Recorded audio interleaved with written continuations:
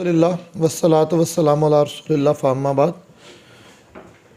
Pakistan takes academy के 48 session में हम आपके पास हाज़िर खिदमत है।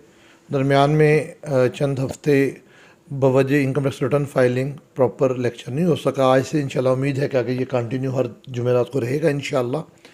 जैसा कि हम लास्ट 3 लेक्चर से हमने कहा कि हम जो इनकम टैक्स ऑर्डिनेंस है इसको सेक्शन वाइज कंसेप्ट वाइज इसको हम देखेंगे, डिस्कस करेंगे ताकि ये हमारा एक एसेट भी बने और कब जो नए हमारे दोस्त इनकम टैक्स प्रैक्टिस में आ रहे हैं वो इन लेक्चर से प्रॉपर इस्तेफ़ादा हासिल कर सकें।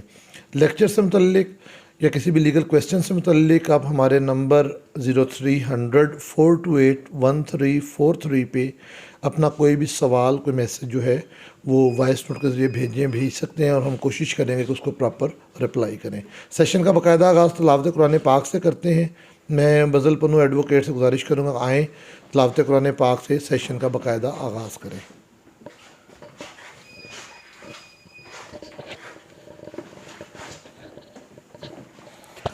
औज़ु बिल्लाहि मिनश शैतानिर्रजीम बिस्मिल्लाहिर्रहमानिर्रहीम कुल हुवल्लाहु अहद अल्लाहुस समद लम यलिद वलम यूलद वलम यकुल लहु कुफुवन अहद। जज़ाकल्लाह। हाज़रीन से गुजारिश है कि एक दफ़ा नबी सल्लल्लाहु अलैहि वसल्लम पर दुरूद पाक ज़रूर पढ़ें। अल्लाहुम्मा सल्लि अला मुहम्मदिन व अला आलि मुहम्मद कमा सल्लैता अला इब्राहीम इन्नका हमीदुम मजीद। अल्लाहुम्मा बारिक अला मुहम्मदिन व अला आलि मुहम्मद।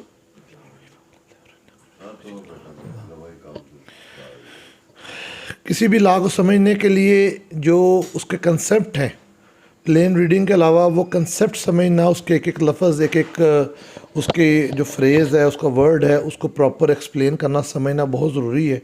इनकम टैक्स ऑर्डिनेंस के अंदर सबसे मेन अहम जो है वो डेफिनेशंस, जिसके साथ पूरे सेक्शन का जो सिनेरियो वो चेंज हो जाता है।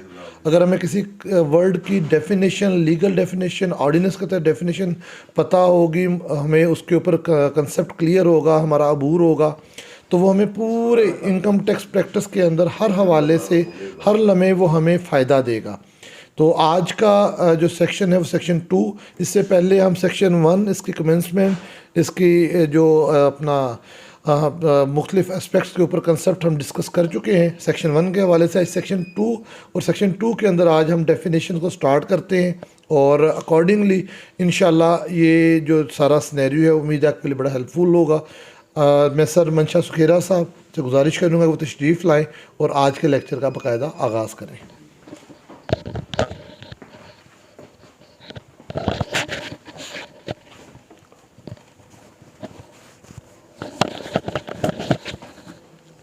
बिस्मिल्लाहिर्रहमानिर्रहीम। Honourable member of Pakistan take channel, अस्सलाम वालेकुम। जैसा कि आप जानते हैं कि लास्ट टाइम जो हमारी प्रेजेंटेशन थी वो with regard to definition clause या interpretation clause in fiscal statute थी। उसके हम जो फंडामेंटल जनरल प्रिंसिपल्स हैं वो हमने लास्ट टाइम डिस्कस किए थे। तो उसका आज हम ओवरव्यू लेते हैं। ओवरव्यू लेते हुए फिर वन बाय वर्ड जितने डिफाइंड हैं word in the income tax ordinance 2001 वो 75 हैं टोटल। फिर हम उनको वन बाय वन जो है उनकी डेफिनेशन देखेंगे। डेफिनेशन क्या है, डायरेक्टिव मीनिंग क्या है, जुडिशली डिफाइंड है तो उनके क्या मीनिंग है, या इस कंटेस्ट में हम देखेंगे कि वह कौन सी वो डेफिनेशन की काइंड ऑफ डेफिनेशन किस में फॉल करती है, रिस्टोरेटिव है, एग्जॉस्टिव है या किस तरह की है, तो उसके सब कंपोनेंट क्या है, सबसेट क्या है, उनके क्या मीनिंग है। तो डायरेक्टिव मीनिंग कब हमने लेने, तो पहले हम ओवरव्यू कर लेते हैं। लास्ट टाइम भी हमने with reference to case law इन्हीं चीज़ों को देखा था। तो अब हम इसको एक जनरल रिव्यू लेते हैं। रिव्यू लेने के बाद फिर हम आज स्टार्ट करेंगे। फर्स्ट वर्ड जो होगा वो फिर सेकंड, फिर थर्ड, फिर ऑनवर्ड। तो डेफिनेशन ये बेटा कौन सा कर दिया, आज वाली देना, आज वाली जो आपको दी थी मैंने।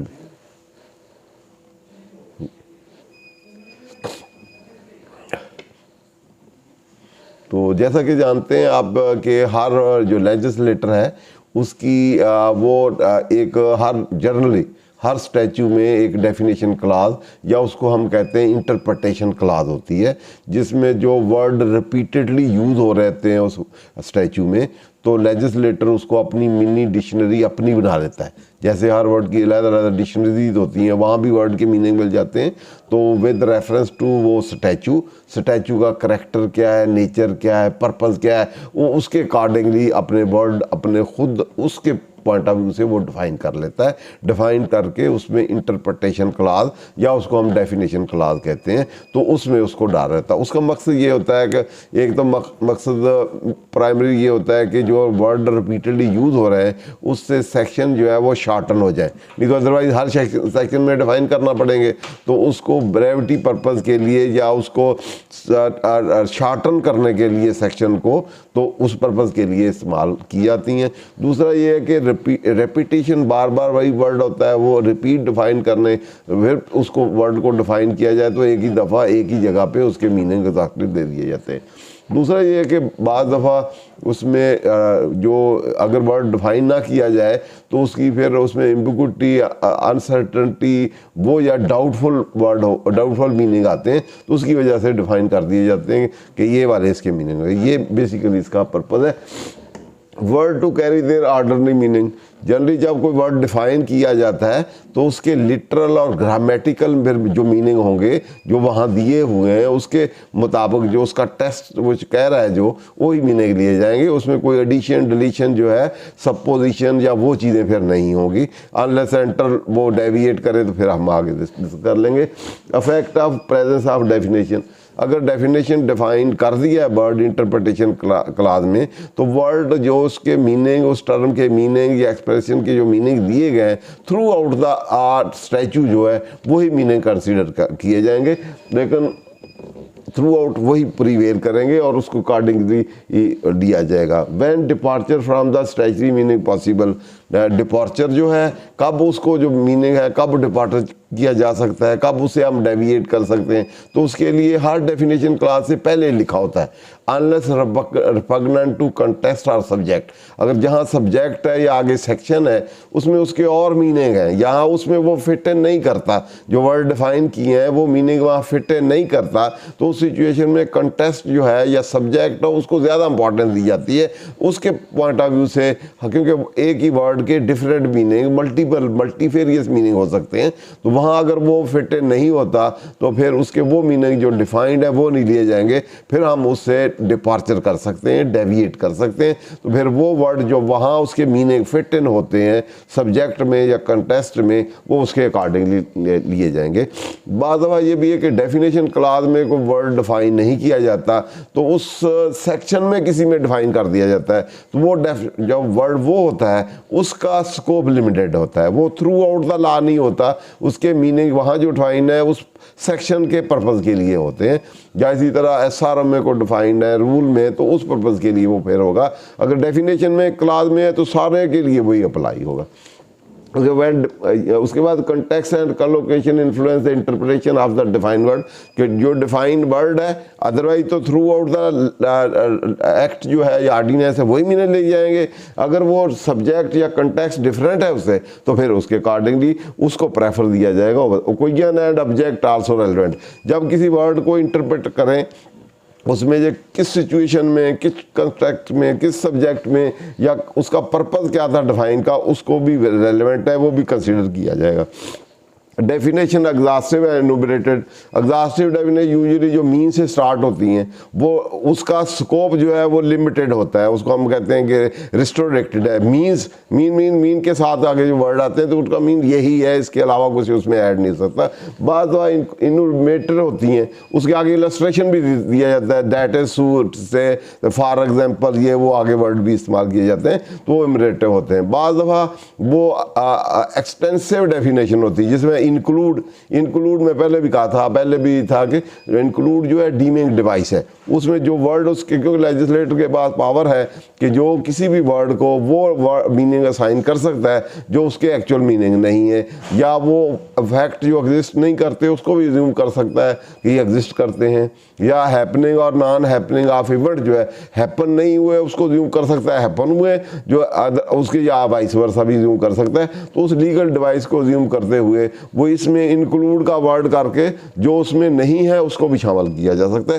तो जहाँ कहीं वो वर्ड कोई होगा इंक्लूड, तो अगर कोई वर्ड है जैसे इनकम है, इनकम इंक्लूड, तो इनकम, जहाँ तक इनकम की डेफिनेशन है वो गिवन नहीं है, तो वो फिर ऑर्डनरी या डायरेक्टली या जुडिशियल डिवाइन मीनिंग जो है वो लिए जाएंगे, जो उसके रियल नेचुरल ऑर्डनरी या पॉपुलर मीनिंग है वो लिए जाएंगे। इंक्लूड्स उसमें, और in addition to that further भी चीज़ें जो ऐड की हैं वो भी उसका पार्ट होंगी, तो उसको हम कहेंगे एक्सटेंसिव है, ब्रॉड है, लिबरल वो डेफिनेशन है, तो उसके मुताबिक फिर उसको देखेंगे।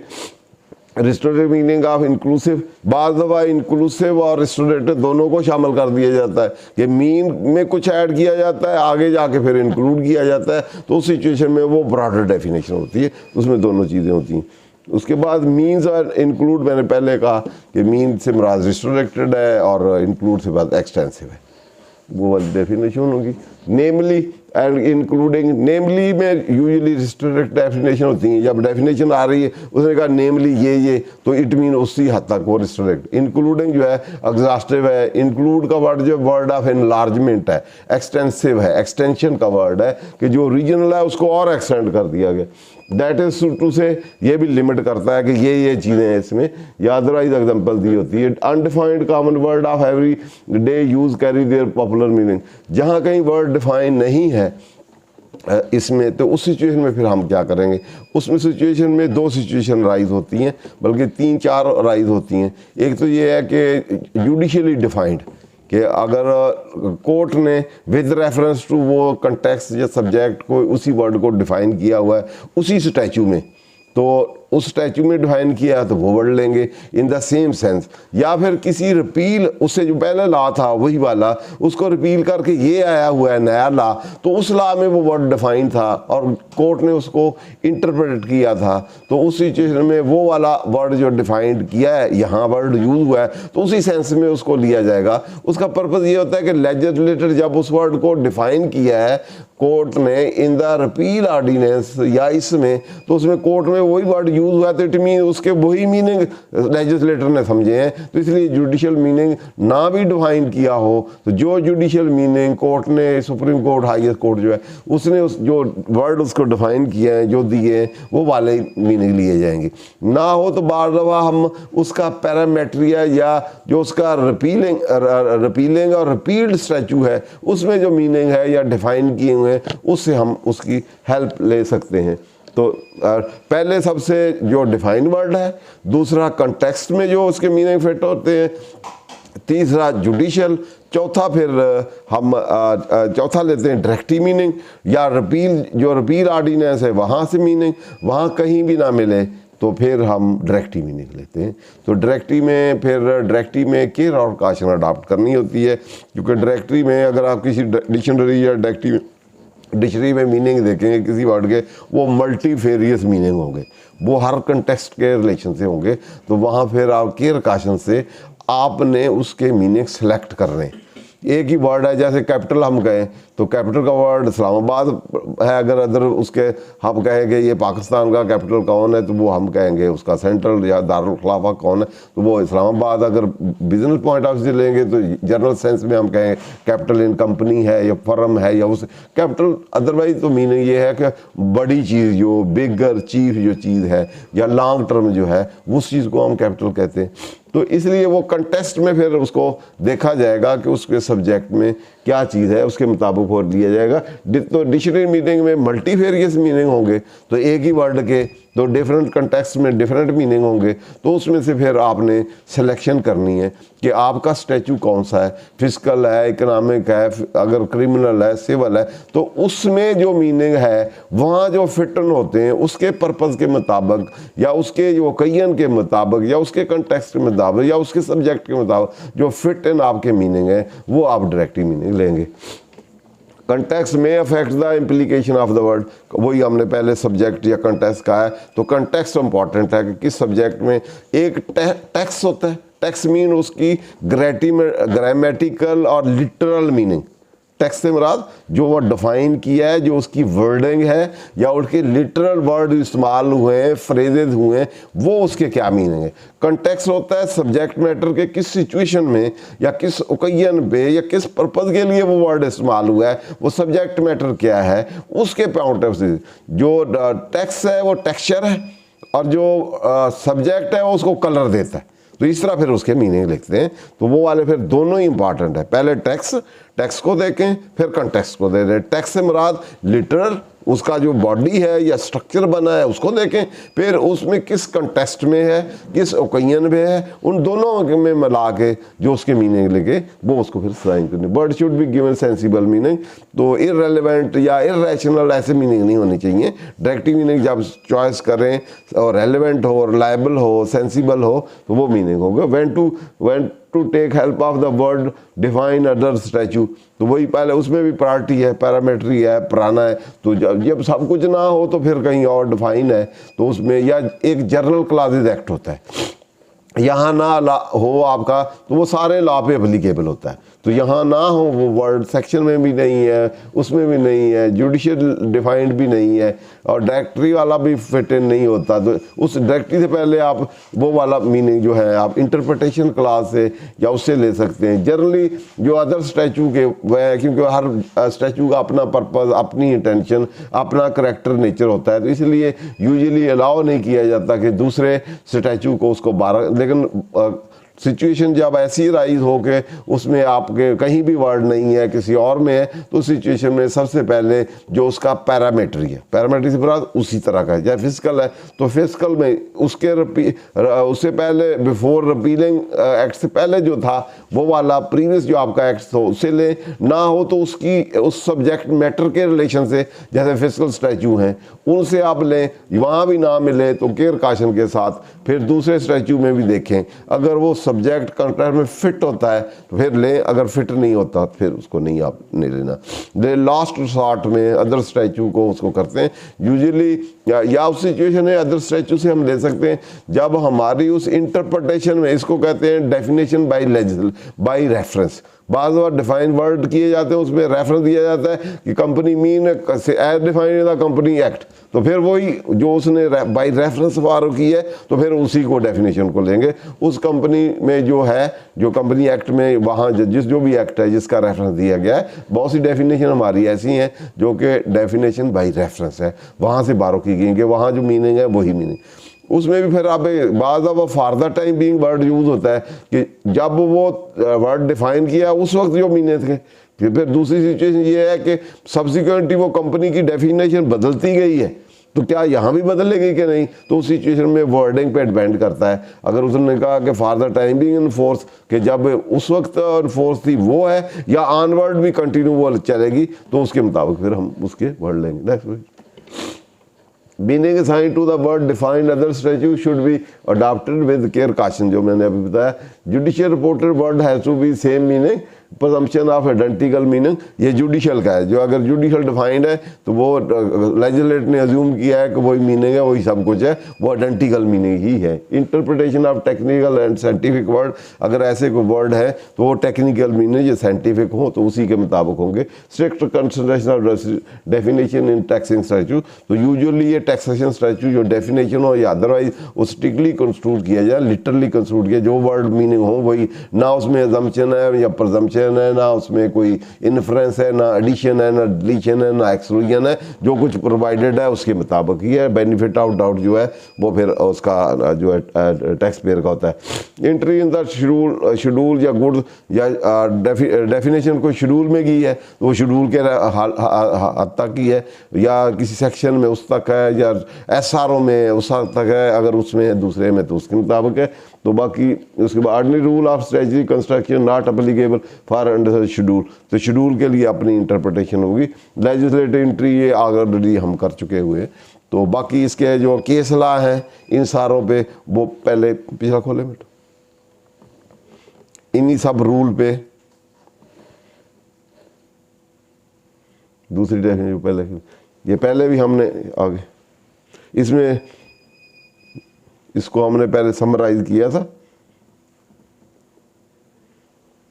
इसमें कुछ केस ला पहले हमने ये डेफिनेशन के रेफरेंस से ये सारे के कब थ्रू आउट था आपने फॉलो करना है, और कब आपने डिपार्चर करना है, कब डेफिनेशन आपने बारो करनी है, बारो करने क्या केयर काशन करनी है, और डिपार्चर कब करना है, डिफाइन वर्ड सेक्शन में इम्प्लीकेशन क्या है, शेड्यूल में क्या है, अदर में क्या है, या रिपील में क्या है, जुडिशियल डेफिनेशन क्या है, वो सारी एग्जॉस्टिव क्या है, रिस्ट्रिक्टिव क्या है, जुडिशियल इंक्लूसिव का क्या मीनिंग है, किस हद तक है, डीम्ड है, वो सारे ऑलरेडी हमने कर लिए हैं। तो पिछली प्रेजेंटेशन में केस लॉ वगैरह हमने देख लिए थे।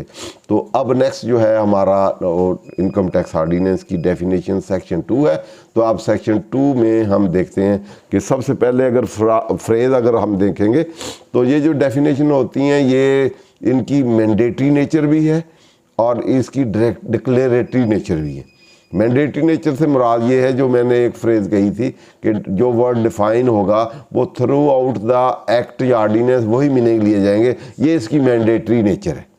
दूसरा, जहाँ कहीं सब्जेक्ट या कंटेक्स्ट रिपग्नेंट टू सब्जेक्ट या कंटेक्स्ट होगा वहाँ डेविएशन होगी, वहाँ फिर ये डेफिनेशन, ये जो डिफाइन वर्ड है ये फिर डिक्लेरेटरी नेचर होंगे, फिर उसको फॉलो नहीं करना होगा।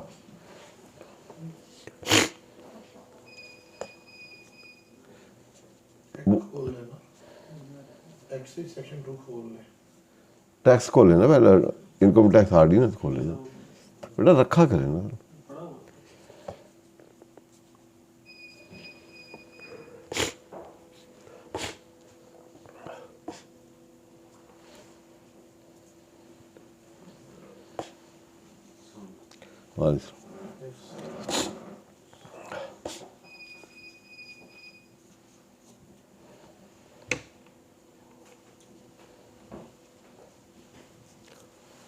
अब जो रूल ऑफ इंटरप्रिटेशन हमने डेफिनेशन क्लास, इसका स्कोप क्या है, पर्पस क्या है, या जुडिशियल डिफाइंड या डायरेक्टिव मीनिंग या थ्रू वर्ड या डेविएशन, तो या जो है डिफाइन इन अदर स्टैचू है, बारोइंग करनी है, और डेफिनेशन बाई रेफरेंस जो है, तो इनको हमने देखना है, अप्लाई करना है। तो एग्जॉस्टिव डेफिनेशन है या एक्सटेंसिव है या ब्रीड या दोनों जिसमें आए हैं एक्सटेंसिव है, तो उसको देखना है। तो अब हम देखेंगे पहले डेफिनेशन और 1 बाय 1 फिर उसको देखते हैं। जी बेटा,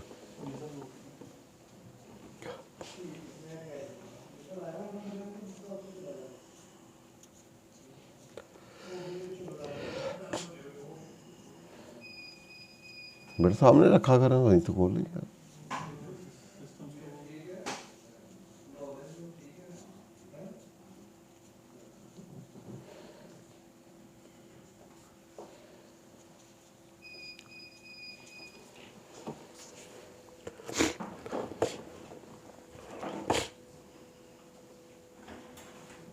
डेफिनेशन यूजुअली हर स्टैचू में ही जहाँ इंटरप्रिटेशन क्लाज हो, जहाँ इंटरप्रिटेशन डेफिनेशन क्लाज हो, जहाँ वर्ड डिफाइन किए गए हों, तो उसमें सबसे पहले ये जो डिक्लेरेटरी नेचर या डेफिनेशन वाली सब्जेक्टिविटी जो है, ये सब्जेक्टिविटी की क्लास सबसे पहले होती है। In this ordinance unless there is anything repugnant in the subject और कंटेक्स्ट, तो इट मीन ये ओवर जहाँ कहीं टेक्स्ट जो है या सब्जेक्ट में और कोई मीनिंग है, तो ये सारी डेफिनेशन उनको डिक्लेरेटरी क्लास बनाता है कि ये एब्सोल्यूट नहीं है डेफिनेशन, ना ये मैंडेटरी भी नहीं है, ये डिक्लेरेटरी नेचर है। जहाँ इससे जो भी वर्ड डिफाइन किए गए, जो मीनिंग उनको असाइन किए गए या एस्क्राइब किए गए, इनको फॉलो करना ज़रूरी नहीं है। कब? जब जहाँ आपका कंटेक्स्ट या सब्जेक्ट डिफरेंट मीनिंग एस्क्राइब करता हो, यहाँ ये वर्ड फिट इन आते हों, तो उस सिचुएशन में फिर ये मीनिंग जो है इनसे डेविएट किया जा सकता है, इनसे डिपार्चर किया जा सकता है, फिर ये डेफिनेशन जो है इनकी इतनी वैल्यू नहीं होगी। अगर वो कंटेक्स्ट में ये फिट इन होती हैं, उससे रिपग्नेंट नहीं है, इनकंसिस्टेंट नहीं है, तो या उसे वेरी नहीं करती, वो यही मीनिंग है जो यहाँ है, या तो उस सिचुएशन में अगर वेरी मीनिंग करते हैं या रिपग्नेंट है या इनकंसिस्टेंट है तो उस सिचुएशन में इनको फॉलो नहीं करना। अगर ये इनकंसिस्टेंट नहीं है, कंसिस्टेंट है और उसके मुताबिक है, इन कन्फर्मिटी विद द सब्जेक्ट है ये डेफिनेशन और कंटेक्स्ट है, तो उस सिचुएशन में फिर हम इसको फॉलो करेंगे। अदरवाइज फिर ये डिक्लेरेटरी नेचर है। अगर ये दोनों में डेविएशन नहीं है तो उस सिचुएशन में ये मैंडेटरी नेचर है। अगर यहाँ इसलिए इसको हम कहेंगे ये डिक्लेरेटरी है, एब्सोल्यूट नहीं है कि ये फाइनल डेफिनेशन नहीं है, ये मैंडेटरी फाइनल मैंडेटरी नहीं है कि इसी को हर हाल में फॉलो करना है। ये सब्जेक्टिव डेफिनेशंस हैं, ये कंडीशनल डेफिनेशन है, एब्सोल्यूट डेफिनेशन नहीं है, इसलिए हम इनको डिक्लेरेटरी कहते हैं। और दो इसमें कंडीशंस हैं, उस कंडीशन में ये डेफिनेशन में जो वर्ड दिए गए, जो मीनिंग दिए गए वो अप्लीकेबल नहीं होंगे। वो है कंटेक्स्ट, जहाँ कहीं ये वर्ड यूज़ होगा उस सब्जेक्ट में, उस सेक्शन में अगर ये मीनिंग फिट नहीं होते, उस कंटेक्स्ट में या सब्जेक्ट में कोई डिफरेंट मीनिंग आते हैं, डिफरेंट उसका वहाँ फिट नहीं है, तो उस सिचुएशन में इससे हम डेविएट कर सकते हैं। तो ये सारे ही हर स्टैचू में जहाँ ये मिनी डिक्शनरी हर स्टैचू लेजिस्लेटर अपने स्टैचू के लिए अपनी देता है, तो वहाँ ये वर्ड यूजुअली हर किसी के ये स्टार्ट में डेफिनेशन आ जाती हैं, जैसे कॉन्स्टिट्यूशन है उसमें एंड पे है, तो कहीं एंड पे या कहीं स्टार्ट में, या यूजुअली लोग आजकल तो जो एग्रीमेंट लिखे जाते हैं कमर्शियल एग्रीमेंट, उसमें भी डेफिनेशन क्लास डाल देते हैं ताकि उसमें जो वर्ड यूज़ हुए हैं तो उसकी जो मीनिंग उन्होंने साइन किए हैं या समझे हैं, जो दोनों ने एग्री किए हैं, उसके वो मीनिंग समझे जाएंगे। तो यहाँ लेजिस्लेचर जो लॉ मेकर है उसने भी अपने इस स्टैचू के लिए तो उसने भी अपने मीनिंग साइन करके तो इन वर्ड को दे दिए, तो साथ उसने इनको कंडीशनल भी कर दिया कि इस सिचुएशन में आप इससे डेविएट कर सकते हैं। डेविएट करके फिर जो मीनिंग वहाँ का उस सब्जेक्ट में या कंटेक्स्ट में फिर उनको फॉलो करेंगे, या जो वहाँ फिट इन होते हैं उसको आप फॉलो करेंगे। तो इसमें पहला इसमें से वर्ड जो है वो एक्युमुलेट प्रॉफिट है, लेकिन आज हम इसकी बजाय एक जो जनरली सारे लॉ में, फिस्कल स्टैट्यूट में, इनकम टैक्स ऑर्डिनेंस में और सेल टैक्स में और कस्टम में और एक्साइज में और जो फिस्कल लॉ है उसमें सबसे पहले मोस्ट इम्पॉर्टेंट जो बिजनेस लेजिस्लेशन हैं जितनी भी, या फिस्कल लेजिस्लेशन है या इकोनॉमिक लेजिस्लेशन है तो या फाइनेंशियल लेजिस्लेशन में, उसमें सबसे पहले एक वर्ड यूज़ होता है बिजनेस, और दूसरा वर्ड रिपीटेडली जो है कैपिटल है या रेवेन्यू। तो पहले हम उस वर्ड को देखेंगे कि कैपिटल क्या है, रेवेन्यू क्या है, क्योंकि टोटल लॉ जो है उसके इर्द गिर्द घूमेगा, तो उससे हम स्टार्ट करेंगे। फिर बाकी जो वर्ड जो है ये उसी में से उसी के ही रिलेटेड हैं सारे वर्ड, तो पहले हम उसको आज देखते हैं। तो उसमें लेके वहाँ से फिर हम ऑनवर्ड चलेंगे। पहले उस वर्ड को देखेंगे और उसमें देखेंगे क्या कंटेस्ट है, उसमें हम क्या टेस्ट हैं, कैसे हम आइडेंटिफाई कर सकते हैं कि ये कैपिटल है, रेवेन्यू है, बिजनेस में क्या क्या चीज़ें आती हैं, तो उसको हम सामने रखते हुए तो आज वर्ड जो है बिजनेस वर्ड जो है उसके बिजनेस वर्ड के मीनिंग क्या है, उनकी डायरेक्टिव मीनिंग क्या है, डिफाइंड मीनिंग क्या है, कोई जुडिशियल मीनिंग है वो क्या है, उसका स्कोप क्या है, उसके सब लेट्स कितने हैं, कंपोनेंट क्या है, तो उसको हम देखते हैं। बिजनेस में 210 है, तो 210 जो है इसको हम पढ़ लेते हैं। सबसे पहले business includes any trade, commerce, manufacture, profession, vocation, adventure in the nature of trade, commerce, manufacture, profession, vocation but not include employment. तो इस डेफिनेशन को अगर हम देखें तो पहले तो हमने कहा था कि पहले हर डेफिनेशन को जब आप देखें तो इसमें देखें कि ये रिस्ट्रिक्टेड है या एग्जॉस्टिव है। रिस्ट्रिक्टेड एग्जॉस्टिव एक चीज़ है या एक्सटेंसिव है। तो यहाँ वर्ड क्योंकि इंक्लूड यूज़ हुआ है तो इंक्लूड ने इसको एक्सटेंसिव है और ये रिस्ट्रिक्टेड या एग्जॉस्टिव नहीं है, तो इसलिए बिजनेस वर्ड बिजनेस को तो डिफाइन ही नहीं किया गया। तो इसलिए वर्ड बिजनेस की डेफिनेशन जो है वो ऑर्डिनरी जो है डेफिनेशन, नेचुरल जो पॉपुलर सेंस में इस्तेमाल होती है, डिक्शनरी या जुडिशियल डिफाइंड डेफिनेशन है वो हम लेंगे कि बिजनेस क्या है। ठीक है। अब बिज़नेस को एक्सटेंड करते हुए उन्होंने थ्रू लीगल जो लीगल फिक्शन डिवाइस है या डीमिंग डिवाइस है जो इंक्लूड है, जो किसी वर्ड को इनलार्ज करती है, तो इसमें ये चीज़ें भी उसने शामिल कर ली हैं। उसमें उन्होंने ट्रेड शामिल किया है, कॉमर्स है, मैन्युफैक्चरर है, बिजनेस है और वोकेशन है, एडवेंचर और concern in the nature of trade है। ये अदरवाइज भी बिजनेस का ही पार्ट है, ये भी बिजनेस इंडिपेंडेंट ये बिजनेस नहीं है, बल्कि बिजनेस के सब कंपोनेंट हैं या सबलेट्स हैं या एलिमेंट्स हैं। तो इनको भी सारों को हम देखेंगे कि इनकी अपनी अपनी, क्योंकि ये भी डिफाइन नहीं है, तो इसलिए इनकी अपनी अपनी डेफिनेशन भी हम देखेंगे। सबसे पहले तो हम देखते हैं कि क्या ये वर्ड जो है बिजनेस इटसेल्फ भी डिफाइन नहीं है, तो इसलिए हम इसके पहले जाएंगे, देखेंगे कि जुडिशियल मीनिंग देख लें। जुडिशियल नहीं है तो पिछला लॉ में कोई डिफाइन थे वहाँ से देख लें, वहाँ भी नहीं है तो इंटरप्रटेशन क्लास जो इंटरप्रटेशन जनरल क्लासेस है वहाँ से देख लें, वही नहीं है तो फिर डायरेक्टिव में हम आएंगे। तो डायरेक्टिव से फिर हम नॉर्मल, नेचुरल, ऑर्डिनरी या लिटर वहाँ जो मीनिंग है वो लेंगे, और फिर सब्जेक्ट का भी देखना होगा, तो फिर सब्जेक्ट में जो फिट इन होगा फिर उसको डेफिनेशन लेंगे। तो इसमें इट मीन लीगल डिवाइस और डीमिंग डिवाइस यूज़ हुई है, तो ये वर्ड में इवन नहीं भी शामिल तो ये उन्होंने शामिल कर दिए हुए। तो अब हम इसके नंबर 1 तो बिजनेस को देखते हैं। ये बेटा प्रेजेंटेशन इसकी लाइन, इसमें जो मोस्ट इम्पॉर्टेंट जो है इसमें adventure in the nature of trade है, इसमें केस सलाह भी है। तो अब हम देखेंगे एक इसमें इसी के अंदर इंक्लूसिव है कि कैपिटल है या रेवेन्यू है।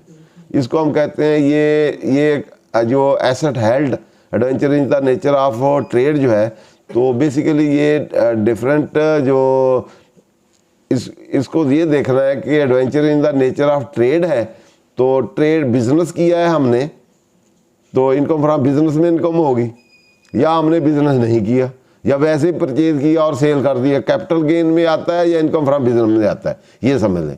या कैपिटल गेन भी नहीं लगता, वैसे ही हमने पर्सनल एसेट परचेज करके ट्रेड किया, या हम रेगुलरली ट्रेड में इन्वॉल्व हैं। तो adventure in the nature of trade को अब हम देखेंगे, फिर आगे देखेंगे उसके क्या टेस्ट हैं। तो वही टेस्ट यूजुअली वो कैपिटल रेवेन्यू में भी अप्लाई होते हैं। तो कैपिटल रेवेन्यू को हम डिफरेंट एंगल से देखते हैं। एक कैपिटल रेवेन्यू रिसीट्स होती हैं, एक कैपिटल रेवेन्यू या कैपिटल और ट्रेडिंग एसेट होते हैं, इधर कैपिटल रेवेन्यू गेन लॉस भी होते हैं, तो कैपिटल रेवेन्यू एक्सपेंडिचर भी होते हैं, तो इसी तरह कैपिटल रेवेन्यू लायबिलिटी भी होती हैं। तो इन्हीं सेंस को सामने रखते हुए तो यूजुअली जो है टैक्सेशन जो है वो रेवेन्यू रिसीट पे लगती है, रेवेन्यू रिसीट, और उसमें से रेवेन्यू एक्सपेंडिचर हम लेस करते हैं तो जो प्रॉफिट गेन आता है जनरली उस पर आता है। तो जनरली जो इनकम्स या रेवेन्यू होते हैं उस पर टैक्सेशन है, जो कैपिटल नेचर की रिसीट है उस पर टैक्सेशन नहीं है, अनलेस अंटल लेजिस्लेटर ने कोई कैपिटल रिसीट या गेन भी टैक्स किया हो।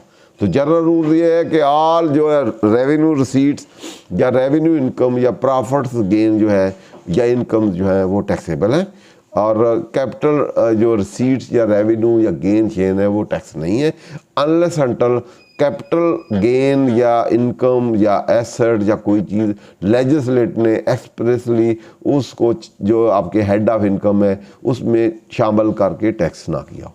ये इसमें हम केस भी पढ़ेंगे। तो इसलिए कैपिटल रेवेन्यू, इसीलिए कैपिटल एक्सपेंडिचर या पर्सनल एक्सपेंडिचर आपको अलाउबल नहीं होते, क्योंकि वो इसीलिए अलाउ नहीं होते क्योंकि आपको कैपिटल रिसीट या कैपिटल जो कैपिटल आपकी या पर्सनल रिसीट्स जो हैं वो टैक्सेबल नहीं होती। तो जब आपकी रेवेन्यू रिसीट या ट्रेडिंग रिसीट वही टैक्सेबल है, या वही इनकम्स जो है ट्रेडिंग इनकम या रेवेन्यू इनकम्स वो टैक्सेबल है, तो वही एक्सपेंडिचर आपको अलाउ है। तो इसीलिए उसके आपको पर्सनल एक्सपेंडिचर या कैपिटल एक्सपेंडिचर अलाउबल नहीं है। सब्जेक्ट टू के लॉ में वो थ्रू डेप्रिसिएशन जो है वो सर्टन एसेट जो है उनके वो फिर एलोकेटेड होते हैं और the life of the asset, और उसको अलाउ किए जाते हैं। जी बेटा किधर चला गया? बाकी अपना उसको सेक्शन से कर ले। ये सेक्शन ही था ना, इसी सेक्शन बैठा।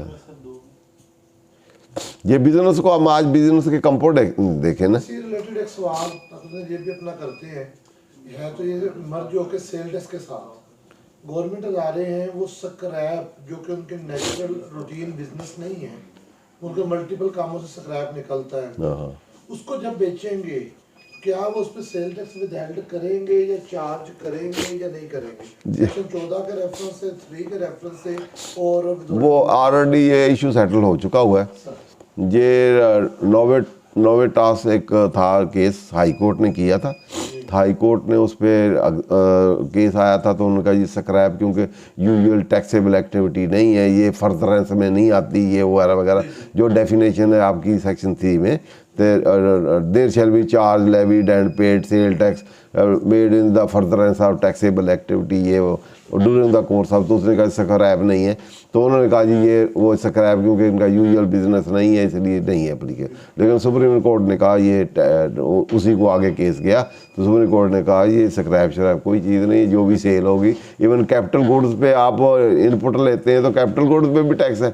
तो आप इसकी बात करें, कैपिटल गुड तो नहीं आप ट्रेड करते हैं ना, तो लेकिन वो टैक्सेबल एक्टिविटी या वो चीज़ें जो है या taxable supply in furtherance of taxable supply, तो उसमें तो सारी एक्टिविटी आती, तो अपना इवन डिस्पोजल भी आती है, हर चीज़ आती है। तो इसलिए इससे आप स्क्रैप शरैप उसी से निकला है ना, तो उसका इनपुट तो ले लिया रॉ मटेरियल का, तो उसी रॉ मटेरियल को आप बेच रहे हैं तो आप कहें इस पर टैक्स नहीं देना, वो खरीदा है ना पहले, जो खरीदा है तो उस पर इनपुट लिया है। हम डिस्पोज कर देते ना, क्लेम नहीं करते, हम तो एंड यूजर हैं। नहीं मकसद जो है वैट स्कीम में तो जो चीज़ आप परचेज करते हैं, आप देखें ना इनपुट किसको ला होता है, फर्दर सेल करेगा ना, उसको ट्रेड करेगा, पहले परचेज करेगा तो सेल करेगा ना। अगर परचेज एक मैन्युफैक्चरर है, एक ट्रेडर है, ट्रेडर ने अगर कोई चीज़ खरीदी है तो वो स्क्रैप जो हुई है वो उस पर पहले इनपुट लिया ही होगा ना, उसी का पार्ट पार्सल होगी ना। अगर मैन्युफैक्चरर है तो रॉ मटेरियल लिया होगा तो उसकी स्क्रैप हुआ होगा, तो उसका इनपुट तो सारे पे जितनी भी प्राइस थी, कास्ट दी, उस पर लिया उसने। अब उसमें से कुछ चीज़ बन के बेच गई, उस पर भी टैक्स देगा, जो स्क्रैप निकला है उस पर भी देगा, उसका इंसिडेंटल है ना। स्पेशली जो गवर्नमेंट अदारे हैं जिनका आगे कोई ट्रेडिंग नहीं होती, गवर्नमेंट वालों में सेल टैक्स लगता है। तो ये सवाल है सेक्शन 14 के रेफरेंस से। हाँ जी, अगर उनको स्पेसिफिकली कहीं एग्जाम्प्ट है, वो चीज़ें बाइंग सेलिंग नहीं करते और रजिस्टर भी नहीं है सेल टैक्स में, उस पर्पज़ के लिए सेल परचेज तो नहीं करते ना। जैसे एक आम आदमी, आप कौन सा परचेज सेल करते हैं, तो आप भी तो गाड़ी सेल कर सकते हैं, आप पे तो सेल टैक्स नहीं लगेगा ना। इसलिए जो बंदा रेगुलर टैक्सेबल सप्लाई और टैक्स, उससे उसके फिर आगे कंडीशन है, आप in the course of business हो, आप टैक्सेबल सप्लाई करें, ओनरशिप पार्ट विद करें और पार्टी सेल परचेज और रेगुलर आपकी एक्टिविटी हो, वो सारी डेफिनेशन पूरी करें और रजिस्टर्ड हो, तो फिर आप पे वो लगेगा ना। तो अगर आप वो नहीं करते, अदरवाइज आपका वो बिजनेस नहीं है, रेगुलर नहीं है, तो फिर नहीं लगेगा ना। लेकिन अब आप रजिस्टर्ड हैं, उसके अंदर हैं, और वही चीज़ आप जो बेच रहे हैं वो स्क्रैप ही incidental to the primary product है, तो फिर आप पे लगेगा। वो क्लियर है। हाँ। इंसिडेंटल टू प्राइमरी के साथ, तो जब उसमें तो आपको प्राइमरी पे भी नहीं लगता था, इंसिलरी पे भी लगेगा। इंसिलरी पे भी लगेगा, हमने तो देखा, जब प्राइमरी पे लगेगा तो इंसिलरी पे लगेगा, जब आप प्राइमरी में फाल नहीं करते थे इंसिलरी पे कहाँ लगेगा। सर हमने एक प्रोजेक्ट बनाया, अच्छा, एक बात तो ये होगी। एक दूसरा क्वेश्चन आपका ये था कि वो विद होल्ड करेंगे कि नहीं। विद होल्ड तो उन्होंने अपना नहीं करना, वो तो उसका सप्लायर का करना है ना, तो सप्लायर का तो करना ही करना है। विद होल्डिंग ड्यूटी और चीज़ है, टैक्स खुद देना और चीज़ है। सर उसमें भी सवाल है कि हम तो उसको पेमेंट नहीं दे रहे, हम तो उसको स्क्रैप बेच रहे हैं, उस पर पेमेंट ले रहे हैं। वो विद होल्डिंग और कलेक्शन में डिफरेंस है ना। पहले ये इस तरह कर लेना। एक तो है इनकम टैक्स और चीज़ है, सेल टैक्स और चीज़ है, और विद होल्डिंग टैक्स और चीज़ है, और कलेक्शन ऑफ टैक्स और चीज़ है। पहले समझ लेना, विद होल्डिंग यूजली होता है जब आप पेमेंट कर रहे हो, आप एक्सपेंडिचर इन कर रहे हो, आप पेमेंट करनी हो, एक्सपेंडिचर आपने इन कर रही है, तो उसमें हमने कोई चीज़ ली है, कोई गुड्स या कोई चीज़ ली है, तो उसकी हमने पेमेंट करनी है। तो पेमेंट करनी है तो सेल टैक्स हमने देना है, या उसको पेमेंट करनी है तो उसका इनकम टैक्स विद हेल्ड करना है, या इसमें सेल टैक्स उसने हमें चार्ज करना है, हमने उसकी बजाय उधर जमा करा देना है। इस तरह इनकम टैक्स उसका काट के उधर जमा करा देना, दोनों चीज़ें हैं तो उसी की, ठीक है ना। ये है पेमेंट बेस, इसको कहते हैं विद होल्डिंग। अब एक ये है कि आपने पेमेंट नहीं करनी, आपने कोई अमाउंट बेची है तो उसकी आपने कलेक्शन करनी, हमने पेमेंट लेनी है। हमने कलेक्शन करनी है ना, जब आपने कलेक्शन करनी है तो फिर आप पे टैक्स लगेगा तो आप कलेक्शन करेंगे ना। या लॉ में आपके लिखा हो कि आपने कोई भी कलेक्शन करनी है तो उसमें आपने टैक्स भी उससे काटना, आपको तो टैक्स लगेगा तो आप कलेक्शन आएंगी ना। वो कहते हैं कि आप सेक्शन 3 के तहत लायबल है कि आप इस पे चार्ज करें। और फिर आप रजिस्टर करें पहले अपने आप को। सवाल फिर वही आ गया कि अगर मेरी वो नेचुरल मैंने कभी 5 साल में एक दफा हाँ तो फिर वो आप उसमें आते नहीं है ना, फर्दरेंस में नहीं है तो वो उसमें भी नहीं है। पहले आप वो उसमें आएंगे पहले वाले में, पहले हम आएंगे लायबल टू रजिस्टर्ड में। हाँ 14 सेक्शन में आएंगे, लायबल टू रजिस्टर में आएंगे, फिर चार्ज लायबल टू रजिस्टर में वो आएगा जो 3 में आएगा। हाँ 3 में आएगा तो 3 के साथ फिर जो डेफिनेशन ऑफ गुड्स है, टैक्सेबल गुड्स है, टैक्सेबल सप्लाई है, फर्दरेंस ऑफ सप्लाई है, वैल्यू ऑफ सप्लाई, वो सारी चीज़ें फुलफिल करेंगे तो फर्दरेंस में आप आएंगे तो वो काम आप रूटीन रेगुलर में करेंगे तो फिर आप आएंगे। और फिर रूल भी आपका 6 है, उसमें भी आएंगे, आपको रजिस्टर वो करें, अगर आपने नहीं किया तो कंपल्सरी करें और उससे फिर ऑनवर्ड अप्लीकेबल होगा। और नॉन रजिस्ट्रेशन और रजिस्ट्रेशन वाला भी केस था ना, फिर आप पे आएंगे तो फिर अप्लीकेबिलिटी होगी। ठीक है सर आगे।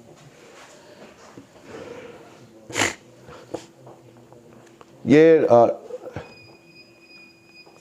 बेटा किधर है कंपैरेटिव ये कंटेंट्स हम बिजनेस को comparative definition in fiscal statute. तो जितनी हम डेफिनेशंस हैं या इनकम टैक्स ऑर्डिनेंस 2001 को हम जब देखेंगे डेफिनेशन भी और इसके सेक्शन भी, तो उसमें आपका जो इसके प्रोसीडिंग या जो एक्ट हैं या ऑर्डिनेंस है पाकिस्तानी और इंडियन, वो सारे हम उसमें भी देखेंगे कि वो वर्ड या वो सेक्शन या उसी के पैरामीटर या जो सेक्शन थे वो क्या थे, उसके मीनिंग क्या था, उनमें इसमें क्या डेविएशन या वेरिएशन है, और उसको इंटरप्रिटेशन कोर्ट ने, इंडिया ने, पाकिस्तान में या फॉरेन कोर्ट में उसको कैसे इंटरप्रेट किया है, ताकि हम प्रॉपरली अंडरस्टैंड कर सकें।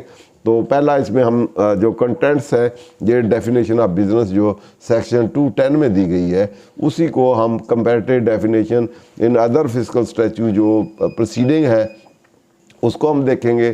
फिर उसके कंपोनेंट ऑफ बिजनेस डेफिनेशन हम देखेंगे, फिर ordinary natural ordinary definition of business and component देखेंगे, और उसके बाद हम फिर केस लॉ देखेंगे।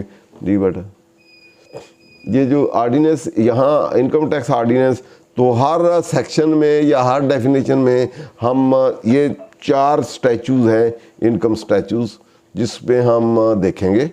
तो ये बेसिकली जिसने भी टैक्स प्रैक्टिस करनी है कम से कम उसको इन स्टैच्यू ये जो सारे हैं, क्योंकि हर स्टैच्यू का अगर आपको नॉलेज हो, आजकल तो गूगल पे भी अवेलेबल है, तो आप ये चारों को डाउनलोड करके अपने पास रख सकते हैं, तो और सारों को कंपैरिजन कर सकते हैं। और हर एक के गूगल पे भी केस ला, जैसे इंडियन दोनों है तो वहाँ इंडियन कानून की आप खोलें साइट, तो वहाँ से जो मर्जी इनके सेक्शन वाइज या अदरवाइज कोई भी जजमेंट है आप ढूंढ सकते हैं, ले सकते हैं, क्योंकि गूगल हर एक को अवेलेबल है। जहाँ कहीं आपको मसला हो, इंडियन टैक्स एक्ट 1961 है और पहले इनकम टैक्स एक्ट 1922 था।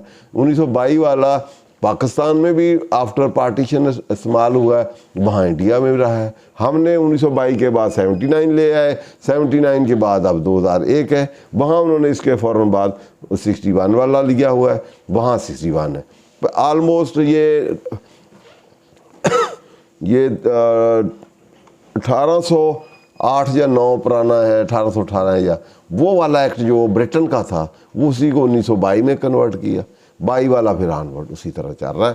तो ऑलमोस्ट सेक्शन स्कीम के पहले वही प्रीएम्बल है, वो वही वाला पहले डेफिनेशन जो है आपका टाइटल है, वहाँ टाइटल एक्ट का था, यहाँ ऑर्डिनेंस आ गया, फिर एक्सटेंट है, एनफोर्सेबिलिटी, इसी तरह डेफिनेशन है, फिर चार्जेबिलिटी है, फिर हेड ऑफ इनकम है, हेड ऑफ इनकम के बाद फिर असेसमेंट है, असेसमेंट के बाद फिर एक साइड पे रिकवरी है, एक साइड पे फिर अपीलें हैं, तो उसी तरह फिर पेनल्टी हैं, डिफॉल्टर चार्ज है और ऑनवर्ड वो उसी तरह स्कीम चलती है। दरमियान में कुछ विद होल्डिंग के सेक्शन भी आ जाते हैं, उनकी असेसमेंट शेड्यूल बनाती है।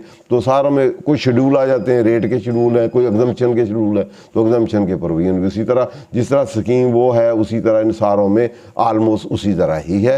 उसी तरह उसके भी शेड्यूल एग्जम्पशन के 3-4 शेड्यूल होंगे, यहाँ भी किसी में 2 हो सकते हैं, एक हो सकता है चार्जिंग का शेड्यूल है, और प्रोविडेंट फंड के 1-2 हैं, बैंकिंग इंश्योरेंस के अलग-अलग है, और नेचुरल गैस और एक्सप्लोरेशन के अलग-अलग वो स्कीमें जो है अलग शेड्यूल भी यूजुअली जो एक्ट होता है उसको शार्टन करने के लिए अलग कोई चीज़ जो लेंथी है तो अलग दे दी जाती है। तो इस तरह उस शेड्यूल से काम से तो सारों का आपको नॉलेज होना चाहिए। जब भी आप देखेंगे बिजनेस की डेफिनेशन क्या है तो आप साथ ही पिछले में देख सकते, पिछले में क्या थी, जहाँ कोई केसला नहीं मिलता तो इसका खोल लें, 211 खोल लें तो उसका कैसे मिल जाएगा, उसका भी नहीं मिलता तो आप इंडिया का खोल लें, उसमें 213 है उनका तो उसको खोल दें, वहाँ भी नहीं होता 2-4 आप इनकम टैक्स का हमारे केसला में देखें तो ये सेक्शन आप खोल लेंगे तो आपको उसकी जो उसका स्कोप मीनिंग ये वो सब कुछ मिल जाएगा। तो इसलिए 4 जो इनकम टैक्स आर्डिनेंस 2001, इनकम ये रिपील्ड इनकम टैक्स आर्डिनेंस 1979,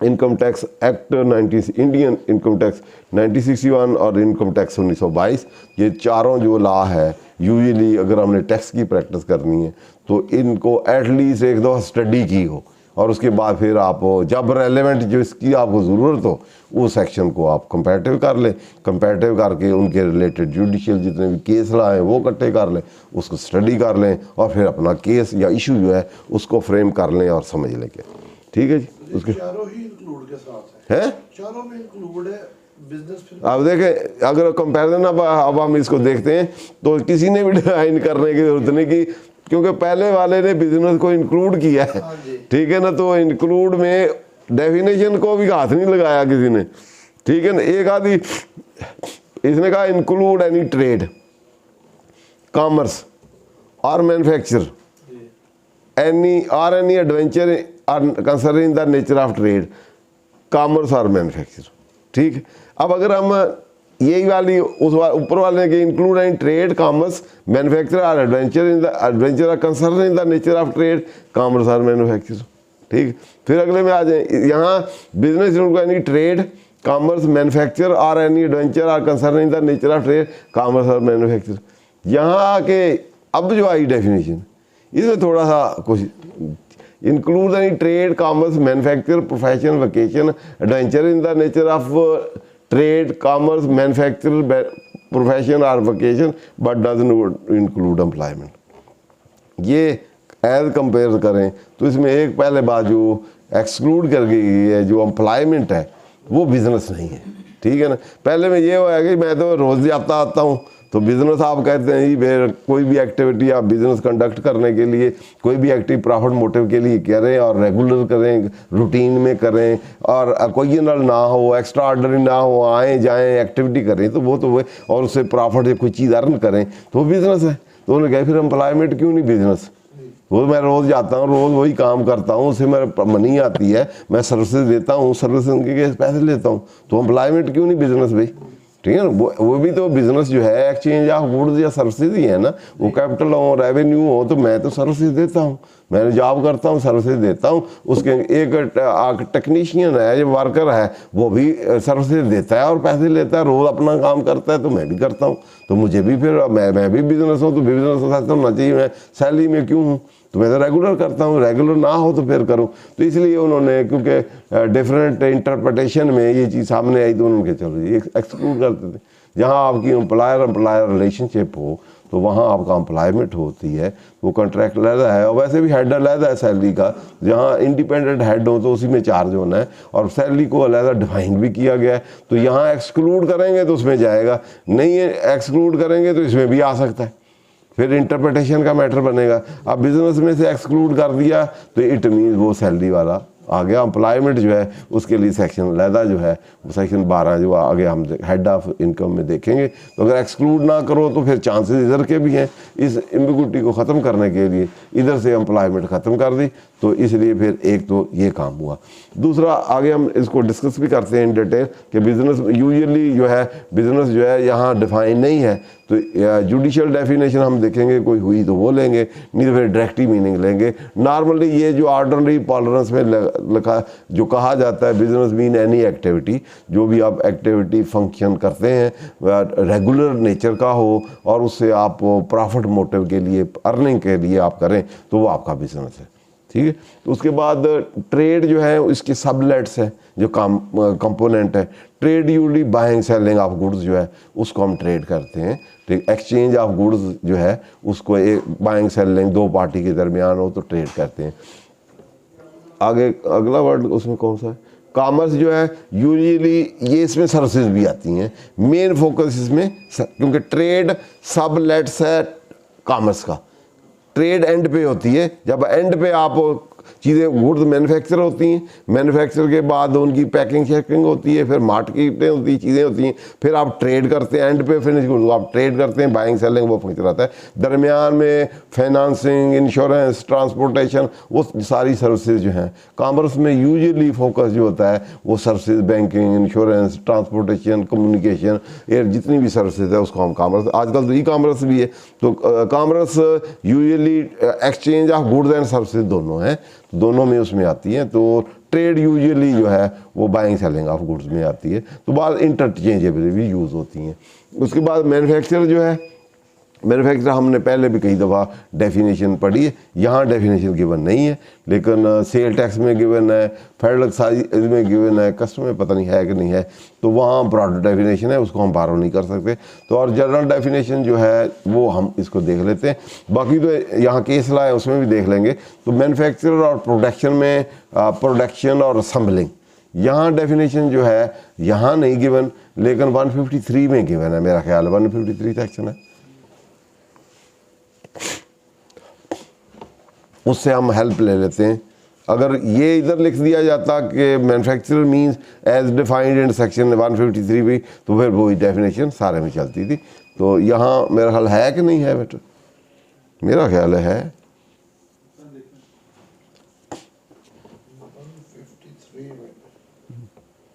लेकिन इसकी अल्टरनेटिव डेफिनेशन एक है इंडस्ट्रियल अंडरटेकिंग। इंडस्ट्रियल अंडरटेकिंग ये वो नियर वेयर मैन्युफैक्चरिंग ही है। इंडस्ट्रियल अंडरटेकिंग को हम कहते हैं कि कोई प्रेमिसेस हो या कोई ऑर्गेनाइजेशन हो। इंडस्ट्रियल अंडरटेकिंग कोई ऑर्गेनाइजेशन या इंस्टीट्यूशन जो मैन्युफैक्चरिंग या प्रोडक्शन का काम करता हो। वो भी कुछ उन्होंने थ्रू इंक्लूसिव डेफिनेशन जो मर्जी ले आए ना, मैं यही कह रहा हूँ ना, वो तो ऑर्गेनाइजेशन है। इंडस्ट्रियल ऑर्गेनाइजेशन से मुराद जनरल वर्ड ऑर्गेनाइजेशन है या इंस्टीट्यूशन है कोई, लेकिन उसके लिए स्पेसिफिकली इंडस्ट्री का जब वर्ड लगा है, इंडस्ट्रियल अंडरटेकिंग जो है वो इट मीन ऑर्गेनाइजेशन इंस्टीट्यूशन है। जब इंडस्ट्रियल की बात करेंगे तो इंडस्ट्री में उसको इंडस्ट्री का स्टेटस होना चाहिए, जैसे आजकल होटल को भी इंडस्ट्री कह दिया गया है। तो जनरल रूल उसका इंडस्ट्री का मैन्युफैक्चरिंग या प्रोडक्शन है, और उसके अलावा उसमें और चीज़ें भी शामिल की जा सकती हैं, जिसमें इलेक्ट्रिकली या मैकेनिकली या हार्डरली या अदरवाइज जो लेबर एम्प्लॉयमेंट से आप कोई प्रोड्यूस करें गुड्स, ठीक है ना, वो हम डेफिनेशन आगे देखते हैं। जी बेटा 153 में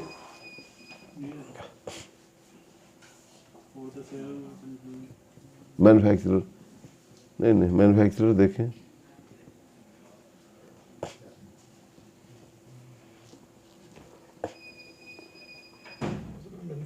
प्रॉपर डिफाइन वहाँ पे भी नहीं है ना, ये उधर है।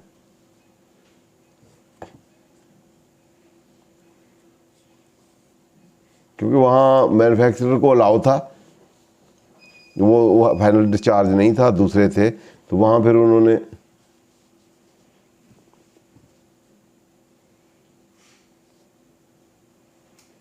वर्डिंग के अंदर होगा, ये तो प्रेस्क्राइब पर्सन आ गया ना। अच्छा उससे आगे देखें, ये है ना। प्रोडक्शन। चलो जी, manufacturer means a person who is engage in production और manufacturing of goods which includes. Production में और मैन्युफैक्चर, हाँ प्रोडक्शन में और मैन्युफैक्चरिंग के पहले हम देख लेंगे डिफरेंस क्या है। मैन्युफैक्चरिंग में प्रोडक्शन में और मैन्युफैक्चरिंग में प्रोसेस में और असेंबलिंग है, ऐसे समझते हैं। प्रोडक्शन, मैन्युफैक्चरिंग, असेंबलिंग और प्रोसेसिंग, चारों में हम डिफ्रेंशिएट कर लेते हैं। प्रोडक्शन यूजुअली वो चीज़ें होती हैं जो कि पहले कोई चीज़ एग्जिस्ट नहीं करती। जैसे ऐसे समझ लें कि फ़िल्म है, फिल्म ने से पहले कोई चीज़ नहीं, जब उनको एक आइडिया है माइंड में है, आइडिया को राइटर है डायरेक्टर है वो कब बनाएंगे, उसके बाद फिर वो एक चीज़ सामने आएगी वो बनेगी, तो प्रोडक्शन है। इस तरह जितने एनिमल्स हैं इनकी प्रोडक्शन जो है, अब मुर्गी अंडा देती है तो प्रोडक्शन है, उससे पहले अंडे का मटीरियल का नहीं है, ठीक है। इसलिए जानवर, इंसान ये या क्रॉप्स ये सारी प्रोडक्शन में आती हैं, जहां आपको पहले मटेरियल एग्जिस्ट हो लेकिन उन्हें नज़र ना आए, इनविजिबल हो। मटीरियल तो कोई ना कोई होता ही है ना, भी इंसान या कोई चीज़ पैदा होते हैं तो कोई तो स्पर्म होते ही है ना, लेकिन वो फिज़िकली या वो टेंजिबल या वो आप उसको फिज़िकली एग्जिस्ट आप करते तो हैं लेकिन आप देख नहीं सकते। तो उस सिचुएशन में वो ऐसी सिचुएशन हो कि एक चीज़ बने तो उसको हम कहते हैं प्रोडक्शन यूजुअली। तो मैन्युफैक्चरर में कोई चीज़ raw material available raw form में है और उसको आप एक और प्रोडक्ट में कन्वर्ट करते हैं through application of electricity process या मैकेनिकल या कोई और लेबर या अदरवाइज करते हैं, और वो जो चीज़ जो रॉ फॉर्म में है उसको एक और चीज़ में कन्वर्ट करते हैं जो कि डिस्टिंक्ट होती है इन term of its character feature and function. वही चीज़ ना हो जो पहले बनाई, जिससे आप चीज़ बनाई है वो इंडिविजुअली उसी एक ही कंपोनेंट से भी बन सकती है, combination of different raw material से भी बन सकती है, और combination of raw plus semi finish product से भी बन सकती हो। वो जब वो चीज़ बने उसका बेसिक चीज़ क्या है, जो पहले वाली चीज़ है और जो बनी है प्रोसेस जो है, मैंने कहा इलेक्ट्रिकल मैकेनिकल या लेबर या अदरवाइज मैनुअल कोई भी प्रोसेस हो, उससे अडाप्ट करके जो नई चीज़ बनी है वो डिस्टिंक्ट हो इन टर्म ऑफ उसकी करैक्टर फीचर और फंक्शन। जैसे कंप्यूटर है, ये कंप्यूटर जो है ये एक अगर असम्बल होके बना है या मैन्युफैक्चर होके बना है, इससे पहले क्या इसका ये डिफरेंट मटेरियल है, वो उसके वो फंक्शन या इसका करैक्टर है, इसके फीचर ऑल टुगेदर डिफरेंट है। अब ये जो काम कर रहा है वो कंपोनेंट काम नहीं कर सकता, ठीक है ना, कंपोनेंट को कहें ये प्रोसेस कर दे रिटर्न नहीं कर सकता। तो इसलिए जो चीज़ बने, जो फिनिश फॉर्म में आए, जो उसकी प्रोडक्ट हो, वो जो रॉ मटेरियल से बनी है या कॉम्बिनेशन ऑफ रॉ मटेरियल से बनी है या combination of different raw material and semi finish या फिनिश प्रोडक्ट से बनी है, जो है जिनको प्रोसेस करके थ्रू मैकेनिकली जोड़ के मिला के जो प्रोडक्ट बनाई है वो डिस्टिंक्ट हो और डिफरेंट उसके फंक्शन में डिफरेंट हो, और आइडेंटिटी फिजिकल एग्जिस्टेंस में भी डिफरेंट हो, और फीचर करैक्टर और फंक्शन उसके डिफरेंट, उसकी इंडिपेंडेंट इंटिटी हो फंक्शन पॉइंट ऑफ व्यू से, करैक्टर फीचर के हिसाब से, तो फिर उसको हम कहेंगे मैन्युफैक्चर। अगर उसका करैक्टर फीचर या फंक्शन बदलता ही नहीं है तो वो मैन्युफैक्चरर नहीं है। इसकी भी हम आगे मिसाल देंगे, उसको फिर हम कहते हैं। इससे पहले फिर हम असेंबलिंग कर लेते हैं। तो असेंबलिंग में यूजुअली रॉ फॉर्म में नहीं होता, पहली जो चीज़ें होती हैं वो भी फिनिश होती हैं, और 4-5 फिनिश को हम मिलाते हैं तो एक और चीज़ बना लेते हैं। जैसे गाड़ी है तो गाड़ी के डिफरेंट पार्ट हैं, वो भी फिनिश फॉर्म में होते हैं, उनको हम इकट्ठा करें। तो ये मोटरसाइकिल है, बाहर से पार्ट एसी है, इसके पार्ट हम पोर्ट करें, इधर आके असेंबल कर लें, इकट्ठा कर लें, इकट्ठा करके तो जो टीवी बना है वो पार्ट वो फंक्शन नहीं कर सकते जो टीवी करेगा, तो इसलिए टीवी ऑल टुगेदर डिफरेंट हो गया। Different product, different function, different character feature, और लेकिन जो पहले पार्ट आपने इम्पोर्ट किए वो भी फिनिश फॉर्म में। जैसे गाड़ियों के हम पार्ट मंगाते हैं तो वो फिनिश फॉर्म में, गाड़ी में आपकी ख़राब होगी तो आपने लगा दिया, वो फिनिश फॉर्म में अल्टीमेट यूज़ होगा। लेकिन नई गाड़ी में लगा दें तो वो असेंबलिंग में आ जाएगा, और या अदरवाइज लगाएंगे तो वो रिपेयरिंग में आ जाएगा, वो प्रोसेसिंग में फिर आ जाएगा। तो वो असेंबलिंग वाले में आप कोई independent distinct product different function के लिए बनाते हैं, लेकिन उसके जो पार्ट्स होते हैं या कंपोनेंट्स होते हैं या मटेरियल होता है वो ऑलरेडी फिनिश फॉर्म में होता है, वो भी इंडिपेंडेंटली भी यूज़ हो सकता है। जैसे आप गाड़ी का है पार्ट, तो आप गाड़ी के डिफरेंट पार्ट होते हैं, तो आपकी गाड़ी ख़राब होगी, वो पार्ट टूट गया तो आप बाजार से ला के लगा सकते हैं, लेकिन वही पार्ट नई गाड़ी है तो उसका असेंबलिंग का पार्ट भी बन गया है। तो इसलिए डिफरेंट कंपोनेंट पार्ट को को इन एडिशन टू कंपोनेंट या रॉ मटेरियल उसमें करें या इंडिपेंडेंट करें। तो यूजुअली ये है कि असेंबलिंग में वो चीज़ें फिनिश फॉर्म में होती हैं, उनको असेंबल करके एक नई प्रोडक्ट विद डिफरेंट फंक्शन के साथ आप बनाते हैं, तो वो आपकी फिर हो जाती है, उसको हम कहते हैं कि ये आपकी असेंबलिंग है। इस तरह प्रोसेसिंग है। प्रोसेसिंग वैसे तो सेल टैक्स वगैरह में तो पैकिंग, रीपैकिंग, प्रोसेसिंग को मैन्युफैक्चर किया जाता है, क्योंकि हर स्टैचू के अपने पर्पस होते हैं, तो वो वहाँ क्योंकि उन्होंने टैक्स लगाना है। तो यहाँ प्रोसेसिंग यूजुअली मैन्युफैक्चरिंग में नहीं आती। प्रोसेसिंग ऐसे है कि जैसे एक ही चीज़ को आप प्रोसेस तो करें लेकिन नई चीज़ ना बने। जैसे चावल है, चावल को आप पॉलिशिंग कर दें तो चावल ही रहेगा, ठीक है, ग्रेडिंग कर दें वो इसी तरह रहेगा, पैकिंग कर दें तो पैकिंग करने से चावल तो नहीं चेंज होगा। जिस तरह रॉ कॉटन है आपने ली है, उसकी प्लेट कॉटन जिनिंग में डाली, उसमें से सीड लैदा कर दी या कॉटन लैदा कर दी, तो वो चीज़ तो वही रही, तो उसके फंक्शन और चीज़ें नहीं बदली। तो उस प्रोसेस से जहाँ से वो चीज़ें ना बदलें, उसकी आइडेंटिटी या उसकी फंक्शन ना बदले, उस प्रोडक्ट उसी पर्पज़ के लिए यूज़ हो रही हो, तो उसको हम फिर प्रोसेसिंग कहेंगे। तो ये था विद रिगार्ड टू प्रोडक्शन, तो आप manufacturing, assembling and processing, clear जी।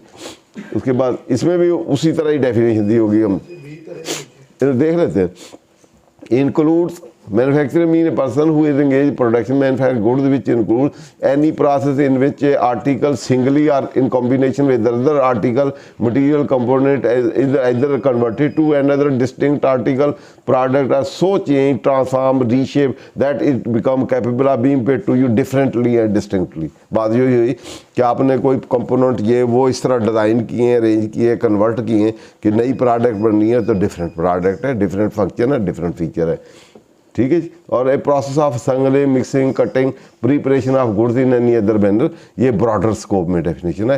तो ये असेंबलिंग जो है, मिक्सिंग जो आपने दो चीज़ों को मिक्स कर दी, ग्रिड कटिंग कर दी है, प्रिपरेशन की है, प्रिपरेशन ऑफ गुड्स में जो सारी चीज़ें पॉलिशिंग पूशिंग वो भी सारी आ जाती है। वैसे जनरली वो मैन्युफैक्चरिंग का पार्ट नहीं है, लेकिन यहाँ क्योंकि ब्रॉडर स्कोप में टैक्सेशन लगानी है, तो इसलिए उनका कटिंग शटिंग ये वो है, पैकिंग शैकिंग जो है वो भी इंडिपेंडेंट प्रोसेस है। तो यहाँ ये definition for the purpose of section 153 है, इसको हम उधर जनरल बारो नहीं कर सकते, तो वहाँ फिर जो कंटेक्स्ट में या सब्जेक्ट में जो डेफिनेशन होगी उसके मुताबिक होगी। जी बेटा वापस आए। उसके बाद प्रोफेशन है। तो प्रोफेशन यूजुअली ये सर्विसेज का पार्ट है, और इसके लिए प्रोफेशन भी बिजनेस का सब कंपोनेंट है। तो प्रोफेशन में स्पेशलाइज नॉलेज चाहिए, और स्पेशलाइज आपको स्किल चाहिए, और स्पेशलाइज ट्रेनिंग चाहिए, और स्पेशलाइज स्किल ट्रेनिंग और आपको एक्सपीरियंस भी चाहिए। तो फिर आप उसका और लिमिटेड इसका स्कोप है, जैसे चार्ट अकाउंटेंट हैं, लॉयर्स हैं, डॉक्टर्स हैं, या आपके आर्किटेक्ट हैं, या मैकेनिक है, या कोई और है जिसके लिमिटेड स्कोप है, उस हद तक specialise skill, knowledge, training, experience है, वो वाले प्रोफेशन अपना एक्सरसाइज करते हैं। तो ये हमारे रिलेशन से ही है। तो वोकेशन जो है वो ऑक्यूपेशन यूजुअली वो स्पेशलाइज नॉलेज नहीं चाहिए, स्पेशलाइज ट्रेनिंग नहीं चाहिए, स्किल नहीं चाहिए, एक्सपीरियंस भी नहीं चाहिए। वोकेशन यूजुअली विजडम से ताल्लुक़ करता है, जिसको हम आर्टिस्ट कहते हैं, या माइंड है वो अपने लिए भी और लोगों के लिए वो वाला काम जो करती हैं, जिसको हम अदीब कहते हैं, उसको वो वाले जो है उसके लिए वो चीज़ नहीं चाहिए। वो गॉड गिवन क्वालिटी भी हो सकती है, तो वो वाले वो जो काम करते हैं उसको उसमें कहते हैं। तो आगे है adventure in the nature of trade. Trade के साथ कॉमर्स, मैन्युफैक्चर और सारा कुछ भी ऐड है। अब adventure in the nature of trade जो है ये बिज़नेस का पार्ट है, और इससे जो आप एक्टिविटी करेंगे उससे जो प्रॉफिट गेन होगा वो टैक्सेबल होगा और चार्जेबल टू टैक्स होगा under the head income from business. तो अब हमने डिटर्मिनेशन करनी है कि कौन सी activity adventure in the nature of trade है। जनरली क्वेश्चन जो है ये कैपिटल और रेवेन्यू का है कि जब कोई चीज़ आप ख़रीदी है फिर बेची है और फिर वो कैपिटल नेचर की है या रेवेन्यू नेचर की है, और adventure in the nature of trade है कि नहीं है। अगर adventure in the nature of trade या कंसर्न है तो फिर तो वो चार्जेबल टू टैक्स है, अगर नहीं है तो फिर वो आपका चार्जेबल टू टैक्स नहीं है। इसमें यूजुअली बहुत सारे केस जो है वो किसी ने इमूल प्रॉपर्टी ख़रीदी और एक ही ट्रांजैक्शन हुआ तो उसने बेच दी, सैलरी पर्सन था, उसने बेच दी, उस पर गेन आया तो उन्होंने टैक्स चार्ज कर दिया। उन्होंने कहा ये तो adventure in the nature of trade है, तो आपने बाई भी की थी, बेची भी है, तो अब ये आप इस पे आपको टैक्सेशन होगी, और टैक्सेशन के बाद उन्होंने टैक्स कर दिया, फिर आगे कोर्ट में है। तो फैंसी फाउंडेशन ये केस है, ये पहले भी था और भी केसेस में है, इंडिया पाकिस्तान में भी। तो बेसिक पैरामीटर जो डिटर्मिनेशन के लिए होल्ड हुए वो बहुत सारे जो कैपिटल रेवेन्यू डिटर्मिन करते हैं, उसमें पहली बात तो इंटेंशन है at the time of buying, कि जब बाइंग की थी तो उस वक्त इंटेंशन क्या, इसकी सेल थी। रीसेल के लिए जब आप कोई चीज़ परचेज करते हैं वो adventure in the nature of trade होगी। या आपका वो यूजुअल बिजनेस हो, एक ख़रीदा आपने, आप सैलरी पर्सन है, उसमें तो ये होल्ड हुआ कि ये सैलरी पर्सन है, इसका ये काम ही नहीं बेचना, ये एक्सेप्शनल ट्रांजैक्शन है, इसलिए adventure in the nature of trade नहीं है, तो चार्जेबल नहीं है। तो इसके साथ साथ एक टेस्ट तो ये है कि इंटेंशन देखी जाए at the time of buying, कि उस वक्त इसने किस पर्पज़ के लिए, कि सेल्फ होल्डिंग के लिए, उसको एज ए इन्वेस्टमेंट एसेट या कैपिटल एसेट होल्ड करने के लिए इसने ख़रीदा है, या ट्रेडिंग एसेट के लिए। अब दो हिस्सों में डिवाइड हो गया कि ट्रेडिंग एसेट है या कैपिटल एसेट है। कैपिटल एसेट से मुराद, जब हम कैपिटल की बात करते हैं तो किसी चीज़ को हम कैपिटल कहें या रेवेन्यू कहें, तो या रिसीट करें एसेट कहें, ट्रेडिंग एसेट है या कैपिटल एसेट है, या रेवेन्यू एसेट है या कैपिटल एसेट है, या रेवेन्यू एक्सपेंडिचर है या कैपिटल एक्सपेंडिचर है, या हम कहें कैपिटल रिसीट है या रेवेन्यू रिसीट है, या हम कहें कैपिटल गेन है या रेवेन्यू गेन है, या हम कहें कैपिटल लायबिलिटी है या रेवेन्यू लायबिलिटी है, या ट्रेडिंग लायबिलिटी है या करंट लायबिलिटी है। तो ये 5-7 जो टर्में हैं ये हर जगह इस्तेमाल होती हैं। तो इनमें डिफ्रेंशिएट करने के लिए कुछ टेस्ट है, जो कुछ टेस्ट है। नंबर 1 तो टेस्ट इंटेंशन का ही है कि इंटेंशन आपकी एट द टाइम है, रीसेल की इंटेंशन है, बिजनेस की इंटेंशन है कि नॉन बिजनेस, पर्सनल इंटेंशन है, रीसेल है नहीं है, तो इस इंटेंशन को देखा जाएगा कि फिर पर्पज़ क्या है आपका, फिर आपने होल्डिंग का पर्पज़ क्या है, उसको hold as a capital asset किया है, इन्वेस्टमेंट एसेट किया है, या ट्रेडिंग एसेट किया है। ट्रेडिंग एसेट, कैपिटल एसेट से आप बेचने के लिए नहीं, लॉन्ग टर्म के लिए। यूजुअली आपका जब किसी चीज़ को आपने डिटरमिन करना हो कि ये कैपिटल है या रेवेन्यू है, तो 4-5 कंसीडरेशन है, वो हम डिटेल में डिस्कस करेंगे। लेकिन जनरली उसकी ट्रांजैक्शन की nature, intention, transaction nature, character, function, timing और फ्रीक्वेंसी, ये 4-5 चीज़ें जो हैं उसको हम देखते हैं, तो उससे हम डिटरमिन करते हैं। एक रेगुलर फ्रीक्वेंसी एक ट्रांजैक्शन हो रहा है तो वो नेचर ऑफ ट्रेड भी है, बिजनेस भी है। कभी कभार एक्सेप्शनल हो रहा है तो वो आपका कैपिटल नेचर का है। इसी तरह आपका टाइमिंग, लॉन्ग टर्म के लिए कोई चीज़ ली है तो कैपिटल नेचर है, शॉर्ट टर्म के लिए लिए तो वो आपकी ये दूसरी है। फंक्शन भी इसी तरह, होल्डिंग भी है कि आपने होल्ड किया है यूज़ करने के लिए, बेचने के लिए इंटेंशन नहीं है तो वो आपका कैपिटल स्टॉक है या एसेट है। अगर आप बेचने के लिए है तो ट्रेडिंग है आपका, तो कैपिटल है, उसको फ्लक्चुएटिंग है भी कहते हैं, रेवेन्यू भी कहते हैं। कभी कभार हुआ है जिससे आपका कोई चीज़ आपने बेच दी, सोर्स ही खत्म हो गया, जैसे आपने बिजनेस बेच दिया तो कैपिटल है। अगर बिजनेस सोर्स नहीं खत्म हुआ, सोर्स ने फर्दर जनरेट किया है, जैसे रेंट है, अगर कोई चीज़ एसेट है वो फर्दर जनरेट कर रही है तो वो आपका जो जनरेशन से आई है, या ऐसे ही समझ लेगा ट्री है, फ्रूट ऑफ ट्री है, फ्रूट जो है आपके रेवेन्यू है, जो ट्री इट सेल्फ है वो कैपिटल है। जिस तरह फील्ड ले लें, फील्ड इट सेल्फ कैपिटल है, उससे जो क्रॉप आती है वो आपका रेवेन्यू है। तो ये हमने वो देखना है कि सोर्स तो नहीं खत्म हुआ, आइसोलेटेड ट्रांजैक्शन है, कभी कभार हुआ है, या कोई रूटीन है, रेगुलर है, रेकरिंग, वो नेचर है, और इंटेंशन क्या है। तो वहाँ ये होल्ड हुआ कि at the time of buying जो है इंटेंशन जो है वो डिटरमिन करनी है कोर्ट ने, और ये वेरी करेगा फ्राम केस टू केस और पार्टी टू पार्टी, और ईच फैक्ट के सर्कमस्टांसेस होंगे, उसके मुताबिक डिटरमिन होगा कि ये इन द नेचर ऑफ ट्रेड है या इन द नेचर ऑफ ट्रेड नहीं है, और ये कैपिटल नेचर है। अगर कोई एसेट हेल्ड किया है as a capital asset long term के लिए विदाउट इंटेंशन ऑफ सेल, तो वो कैपिटल नेचर का है, तो उस पर फिर टैक्सेशन नहीं होगी। अगर वो इंटेंशन कैपिटल उसकी नहीं, adventure in the nature of trade नहीं होगा। अगर वो ट्रेडिंग एसेट हेल्ड हुआ है at the time of buying, उसने कहा मैं सेल करूँगा, इंटेंशन ड्राइव करनी है फ्रॉम डिफरेंट फैक्ट सर्कमस्टांसेस से, तो फिर वो ट्रेडिंग एसेट है या सर्कुलेटिंग एसेट है या करंट एसेट है या वर्किंग कैपिटल एसेट हेल्ड खुद ही बैलेंस शीट में ट्रेडिंग एसेट में शो किया हुआ है, तो फिर उस सिचुएशन में वो फिर उसका वो होगा आपका जो है ट्रेडिंग एसेट होगा, फिर adventure in the nature of trade होगा। तो जनरली अगर एक सैलरी पर्सन है, उसने एक ही प्रॉपर्टी खरीदी और वो ही बेची है, तो उसमें ये हुआ हेल्ड हुआ कि इसमें इसकी इंटेंशन जो है लॉन्ग टर्म है, कैपिटल एसेट है, इंटेंशन इसकी बेचने की नहीं थी, तो इसलिए ये आपका इस पे ये कैपिटल गेन जो है वो अगर चार्जेबल है तो वो होगा इनकम फ्रॉम बिजनेस या adventure in the nature of business नहीं होगा।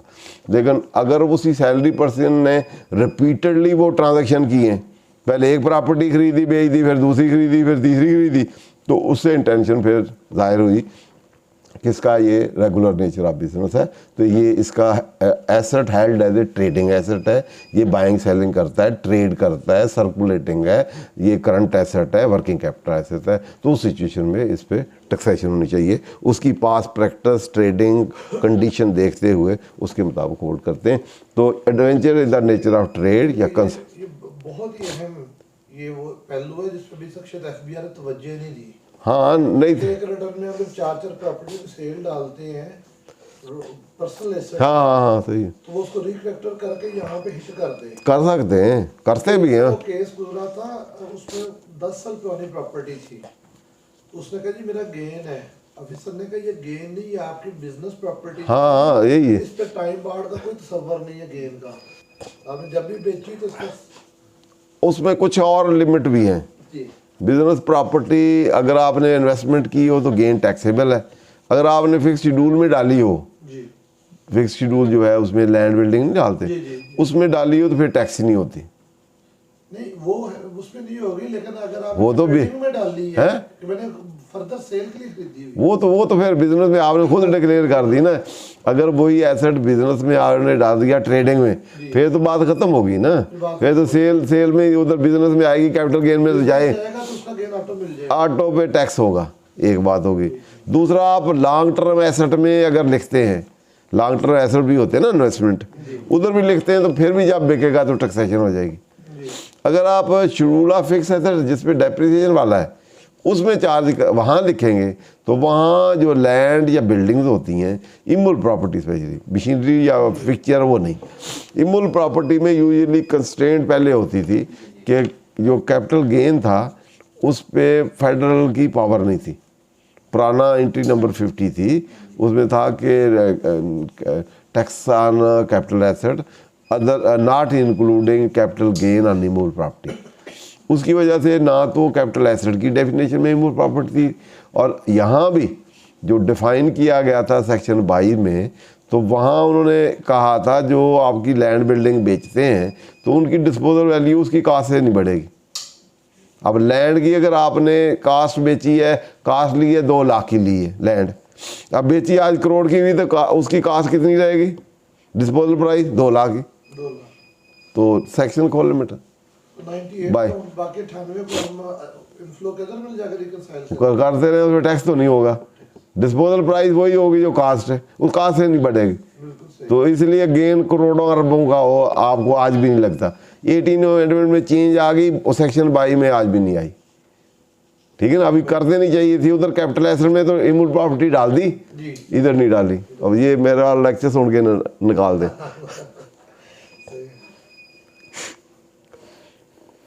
वहाँ जितनी भी आपकी लैंड होगी, लैंड और बिल्डिंग दोनों,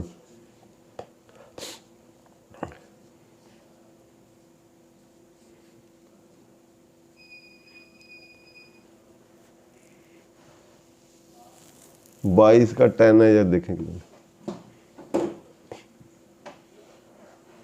डेफिनेशन वाला है उस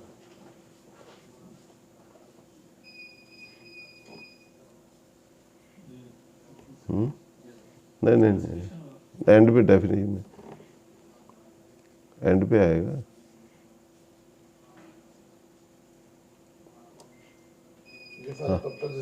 ठीक है, ये cost of employed structure shall not include cost of land. चल आगे, वेट डेप्रिसिएशन,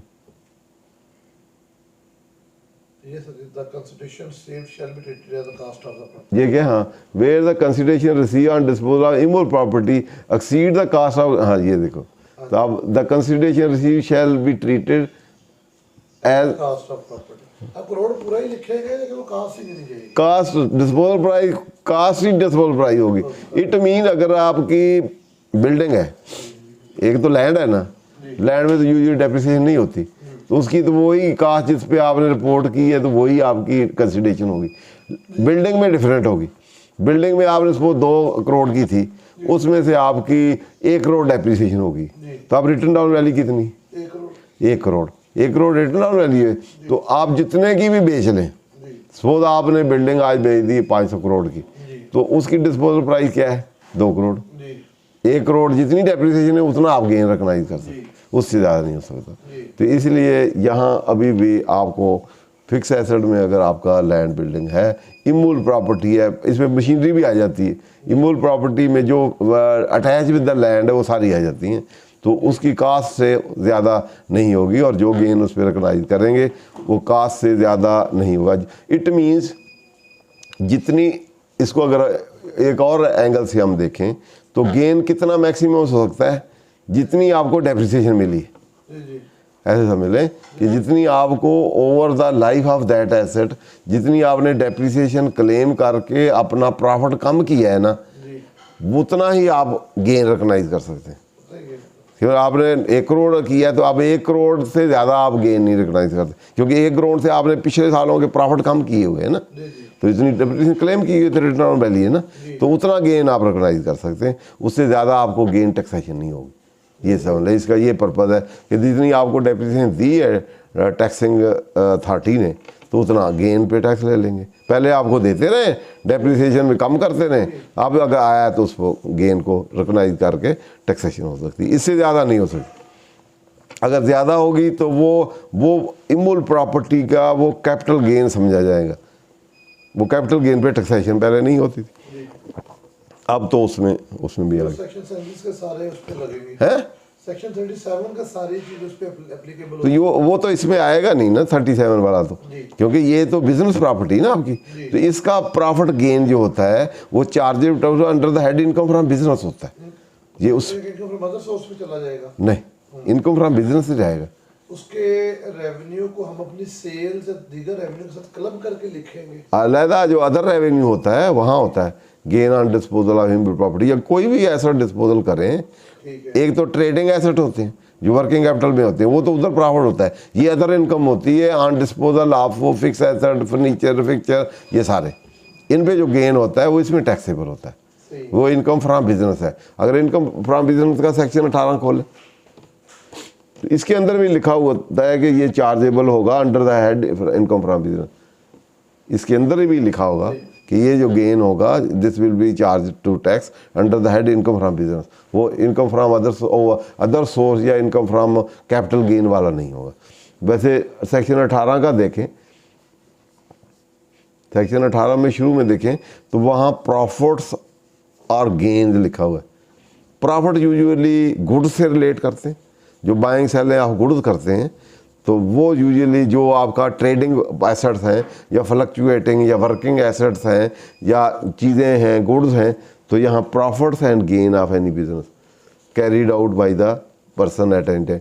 अब गेन जो है, गेन और प्रॉफिट में क्या डिफरेंस है? प्रॉफिट यूजुअली जो रेगुलर नेचर में आप ट्रेड चीज़ कर रहे हैं, जो गुड्स है या सर्विसेज हैं, उससे जो इनकम आ रही है, ट्रेड प्रॉफिट से मुराद यूजुअली आपका डिफरेंस होता है between your sale price of goods और योर कास्ट। वो आपका जो जिसको हम ट्रेडिंग मार्जिन भी कहते हैं, प्रॉफिट मार्जिन भी कहते हैं, ग्रॉस प्रॉफिट भी कहते हैं, उसमें फिर एडमिट सेलिंग लेस होते हैं टैक्सेशन में, तो वो प्रॉफिट होता है। जो सेल इटसेल्फ है उसको हम प्रॉफिट नहीं कहते।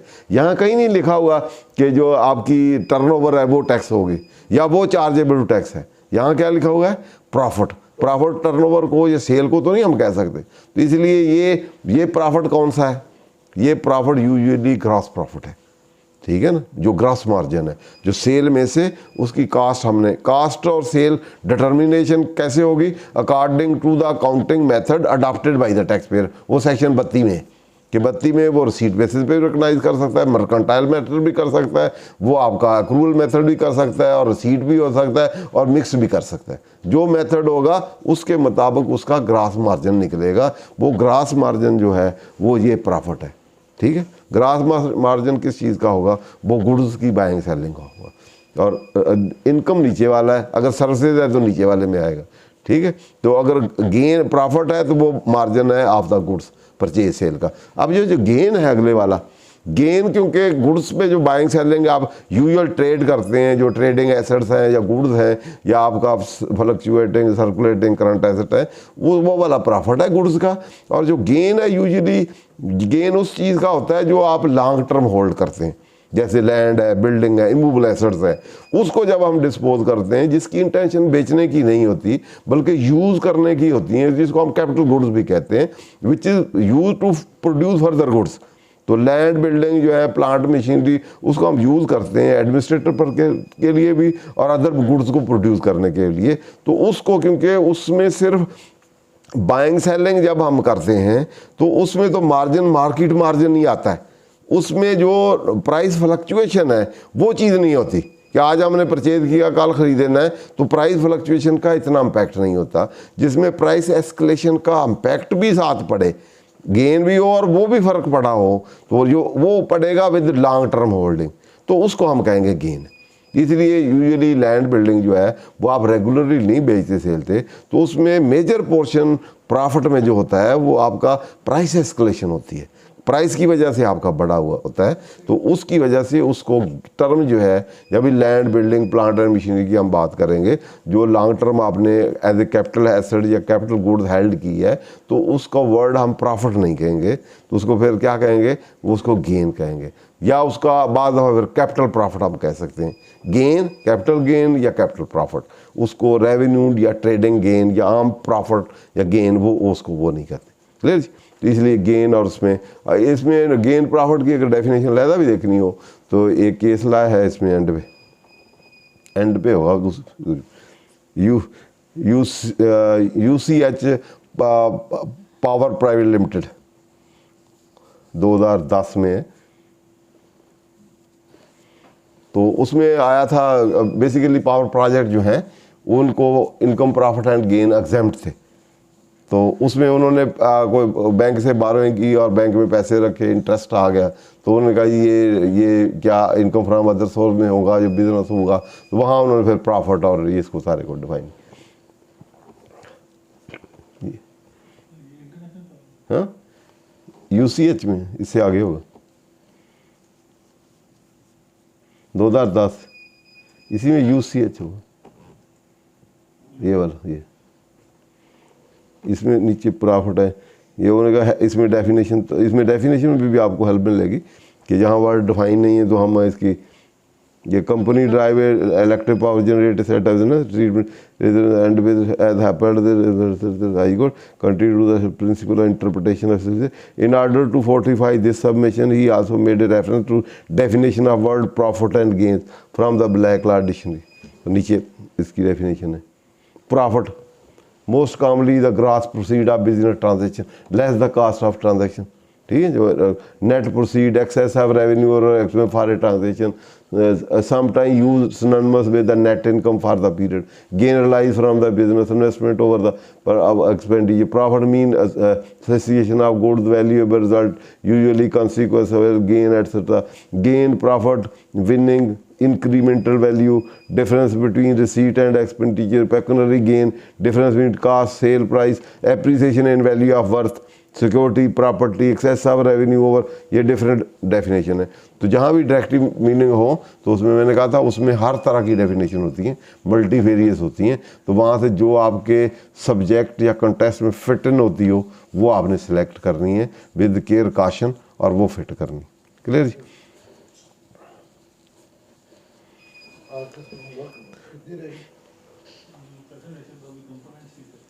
कंपोनेंट से आगे बेटा क्या आगे बिजनेस की हमने डेफिनेशन देखनी थी। The word business has not been defined in that but only inclusive has been given therefore ordinary natural. ये मैंने को ब्लैक लॉ की डेफिनेशंस है, एक मैंने वो दिया था आपको डिक्शनरी। चलो इसमें ब्लैक लॉ की डिक्शनरी मीनिंग जो है यहाँ दी हुई है, एक दो और केस लॉ भी हैं, जुडिशल डेफिनेशन भी नीचे हैं बेटा। ये अगली दफ़ा हम इसको ज़्यादा एग्जॉस्टिव कर लेंगे हर कंपोनेंट की, जुडिशल भी और वो भी डेफिनेट, क्योंकि ये इसके बाद फिर आप रेवेन्यू और कैपिटल और रेवेन्यू को, रिसीट को, एक्सपेंडिचर को, गेन को, कैपिटल को, उस पर भी case, adventure in the nature of trade, fancy वाला केस है इधर। एक केस हम देख लेते हैं।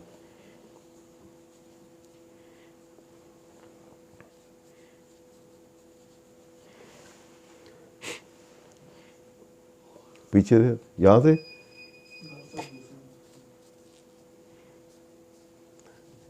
यही है, नहीं कंप्लीट नहीं, इधर से इसमें पैरा 9-10 था, यही इंपॉर्टेंट है। ये एक केस जो है एटलीस्ट आपको कंसेप्ट क्लियर करना हो, adventure in the nature of trade, trade क्या है, वेंचर क्या है, ये दूसरी चीज़ें हैं, तो कैपिटल क्या है, रेवेन्यू क्या है, इसमें और चीज़ें भी हैं, इंटरप्रिटेशन क्या करना है और रेफरेंस कब फाइल करना है, और इसमें और भी अगर पूरा केस है कहीं, चलो बहरहाल इस केस को एटलीस्ट ज़रूर स्टडी करना चाहिए। अगर आप इनकम टैक्स लॉ को पढ़ना है तो उससे पहले इसके पूरी आपको स्टडी करनी चाहिए। इसमें हम देख लेते हैं, in the judgement reported from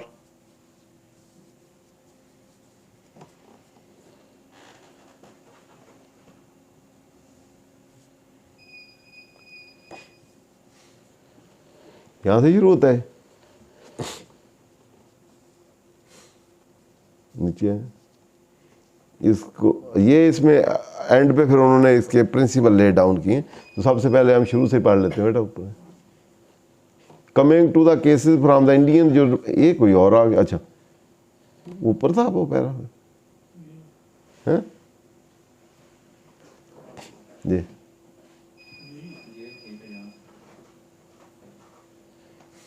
नहीं पहले आपने को और खोला था, हैं फैंसी वाला नहीं था, ये वाला कमिंग टू, उसके पहले आगे 2 दफा तो नहीं रिप्रोड्यूस हो गया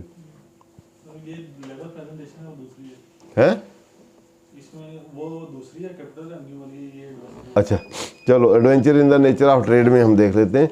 इन कमिश्नर इतना Messrs Habib bank limited Karachi 96 Karachi, the case was decided in favour of the on the fact but learned division bench of the high court held as in order to constitute a business there must be a continued exercise of activity for the purpose of gain. This element of continuity is essential to constitute to business of investment.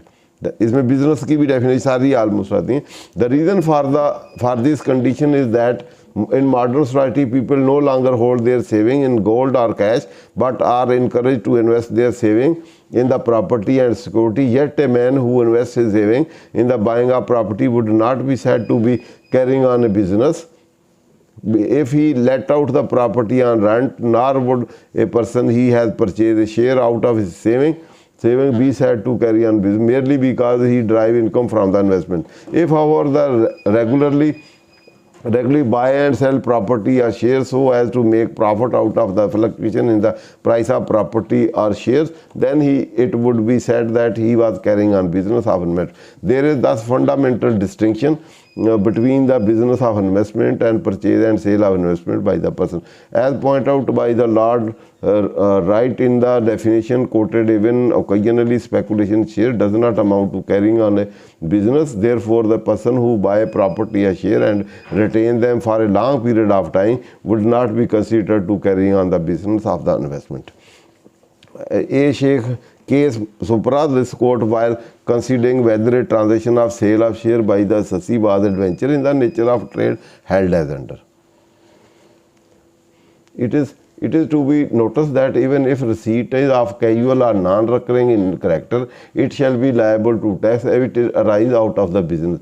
The definition of term business as given in section 2(4) of the Act has already been noticed. The question as to whether or not that is transaction is a nature in the nature of trade has to be determined keeping in view the intention of the assessee in the light of legal requirement of concept of business. In case of Commissioner so 2008 PD 82 High Court of Sindh, the intention must be deduced from the fact and circumstances of each case, and whether a man makes a business of speculation of the same must be deduced from the fact of the case. The mere change of investment would not amount to adventure in the nature. It will be beneficial to quote the law laid down in case of 1963-62 ITR 578. In that case, the company was a family company which was formed for the purpose of dealing in property transferred to it, and it had power to purchase and sell property. The company made a profit on the sale, but it was held that the transaction of sale of profit was one of the prudent owner of the land would engage in, and which was therefore no more than a realization of capital investment or conversion of land into money, and not a venture in the nature of trade. We may further observe that in determination of nature of transaction, regard had to be made to the nature of property, length of its ownership and holding, actual conduct of the assessee in respect of its all along, and other factors including absence of evidence of any trading activity of speculation venture. In either case, the Indian court in case of reported Air 1959 Supreme Court 1252 while striking down the finding of the department point out that mere fact that the assessee had realized that property was valuable and increase in price was no reason to hold that it should be treated as income, and reliance was placed on the decision of House of Lords in which it was held that accretion of capital does not become income merely because original capital was invested in the hope and expecting that it will rise in value. If it so rise in its value, does not make it income. Again, the High Court of Sindh had opportunity to develop on the issue of what constitutes adventure in the nature of trade. In the judgment reported, Major General retired Jalaluddin versus ACIT, 2011 PT Dharasati, in which the court held before attempting to issue in hand, it will pertain to law relating to adventure in the nature of first examined. It is the treaty proposition of the fact of one case are to be examined on the basis of surrounding circumstances of that case only. There may be occasion where fact of one case may be akin to the fact of other case, but as no two sunrise are same, so are cases of a tax law. The prime consideration is the case where the question of adventure in the nation is always to examine gather the information from which it can be deduced as to what the intention of the purchaser was at the time of purchase of the plot. If from the fact gather it become imperative that the said plot was purchased with the intention of resale, then case securely fall within the ambit of adventure in the nature of trade. But if it due to subsequent fact and circumstance of the had to sell the plot for some reason to convert an unremunerated asset into the remunerated asset and obtain a gain, especially in case of a sale of plot, the gain arising therefrom is a capital gain on which no tax is applicable to the condition that assessee is neither a dealer nor a habitual purchaser and seller of the plot, though this gain is not considered to be yardstick so as to sale a plot or concern. It has been held in one decision that under the given circumstances an isolated transaction of sale of plot was held to be an adventure in the nature of trade, and under different circumstances the sale of plot can be held not true. So therefore no yardstick parameter as far as this aspect is concerned could be laid down, and each case is to be judged on basis pertaining to the fact only. It is also treaty proposition of law that the onus of proving adventure in the nature of trade lie on subsequent department. In Pakistan ये 2012 PTD it is 732 High Court of Sindh observed in order to establish basically वही बातें. आखिरी rule हम इसका आगे देख लेते हैं जो फाइनल नीचे 1 2 3 है बेटा 8वां पैरा इसी का अगला स्लाइड.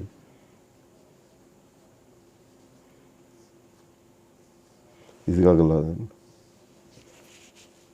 अगला पैरा था ए बी सी उसमें जनरली ये आखिरी 8वां है. Generally in order to conceive business ये ABCD है ना, in the light of discussion we find indeed there can be no hard fast rule as to whether transaction consideration in the nature of trade amount to business in term of 211 supra in said such termination department upon the fact and circumstances however in order to make a determination the following guiding principle may B implied. तो ये वाले guiding principal जो है इसको हम देख लेते हैं कि ये वाली चीज़ें जो है ये आगे भी हमें हेल्पफुल होंगी कैपिटल और रेवेन्यू में। ये guiding generally in order to consider business there must be continuous regular and habituality of for the purpose of earning gain और प्रॉफिट। तो रेगुलर हैबिचुअल जो है ना रकरिंग एक्टिविटी और वो होनी चाहिए। दूसरा however this does not mean that single transaction can not constitute adventure in the nature of trade which must be examine on case to case. ਇਹਦਾ ਇਹ ਵੀ ਮਤਲਬ ਨਹੀਂ ਕਿ ਰੈਗੂਲਰ नहीं ਕੀਤਾ ਜੇ रख रहे नहीं तो वो बिजनेस नहीं, लेकिन हर बंदे के अपने फैक्ट देखने। अगर उसकी कोई हैबिचुअल बाइंग इंटेंशन है, इंटेंशन ऑफ रीसेल है, तो वो एक ट्रांजैक्शन भी जो है वो भी आपका adventure in the nature of trade और बिजनेस हो सकता है। A transaction is not necessarily in the nature of because purchase was made with the intention of resale. ये भी जरूरी नहीं कि इंटेंशन ऑफ उन्हें क्या मैं बेचना था लेकिन बेटी की शादी तो बेचांगा 5 साल बाद या 10 साल बाद, ये भी इंटेंशन है। तो इस बेसिस पे भी इंटेंशन ऑफ सेल है, तो इस पर भी आप नहीं कह सकते कि वो adventure in the nature of trade है। तो उसके बाद capital investment and resale do not lose their capital nature merely because resale was foreseen and contemplated with the investment was made. ये है कि आप लॉन्ग टर्म होल्ड किया तो वो भी वो बिजनेस नहीं है। आपने 5 सालों के लिए होल्ड किया तो वो held as a capital asset है, वो ट्रेडिंग एसेट नहीं है। उसका intention to raise by itself is not conclusive proof or adventure in the nature, rather there had to be examined in the context in the conduct of such amendment attending circumstance to run the business character of the.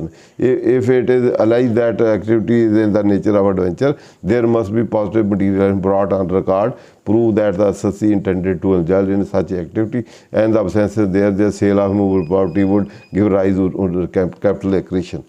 ठीक है, आगे बस उतना ही थे।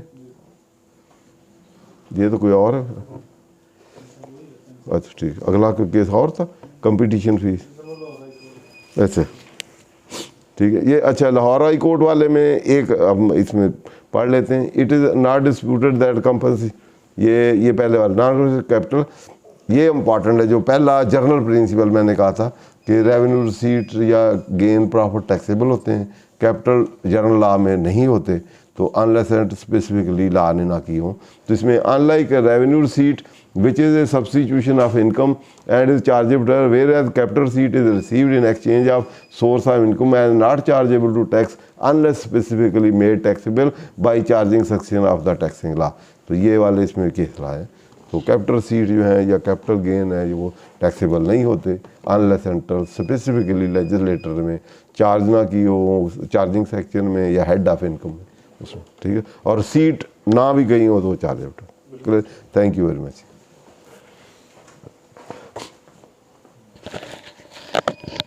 मैं इंतहाई मशकूर हूँ तमाम पार्टिसिपेंट्स का। तो इंशाल्लाह हम कोशिश करेंगे हर जुमेरात अब ये सिलसिला रेगुलर रहे नेक्स्ट जो है, और डेफिनेशंस को साथ शुरू करते हुए एक बड़े ही तफसीली तरीके से सर हमें समझा रहे हैं। उम्मीद है कि इंशाल्लाह हम सब के लिए बड़ा बेनिफिशियल होगा। हमारी टैक्स प्रैक्टिस में हमारे कंसेप्ट्स को इम्प्रूव करने के अंदर ये सिलसिला बड़ा बेहतरीन और बेनिफिशियल होगा। आज के लिए बहुत शुक्रिया।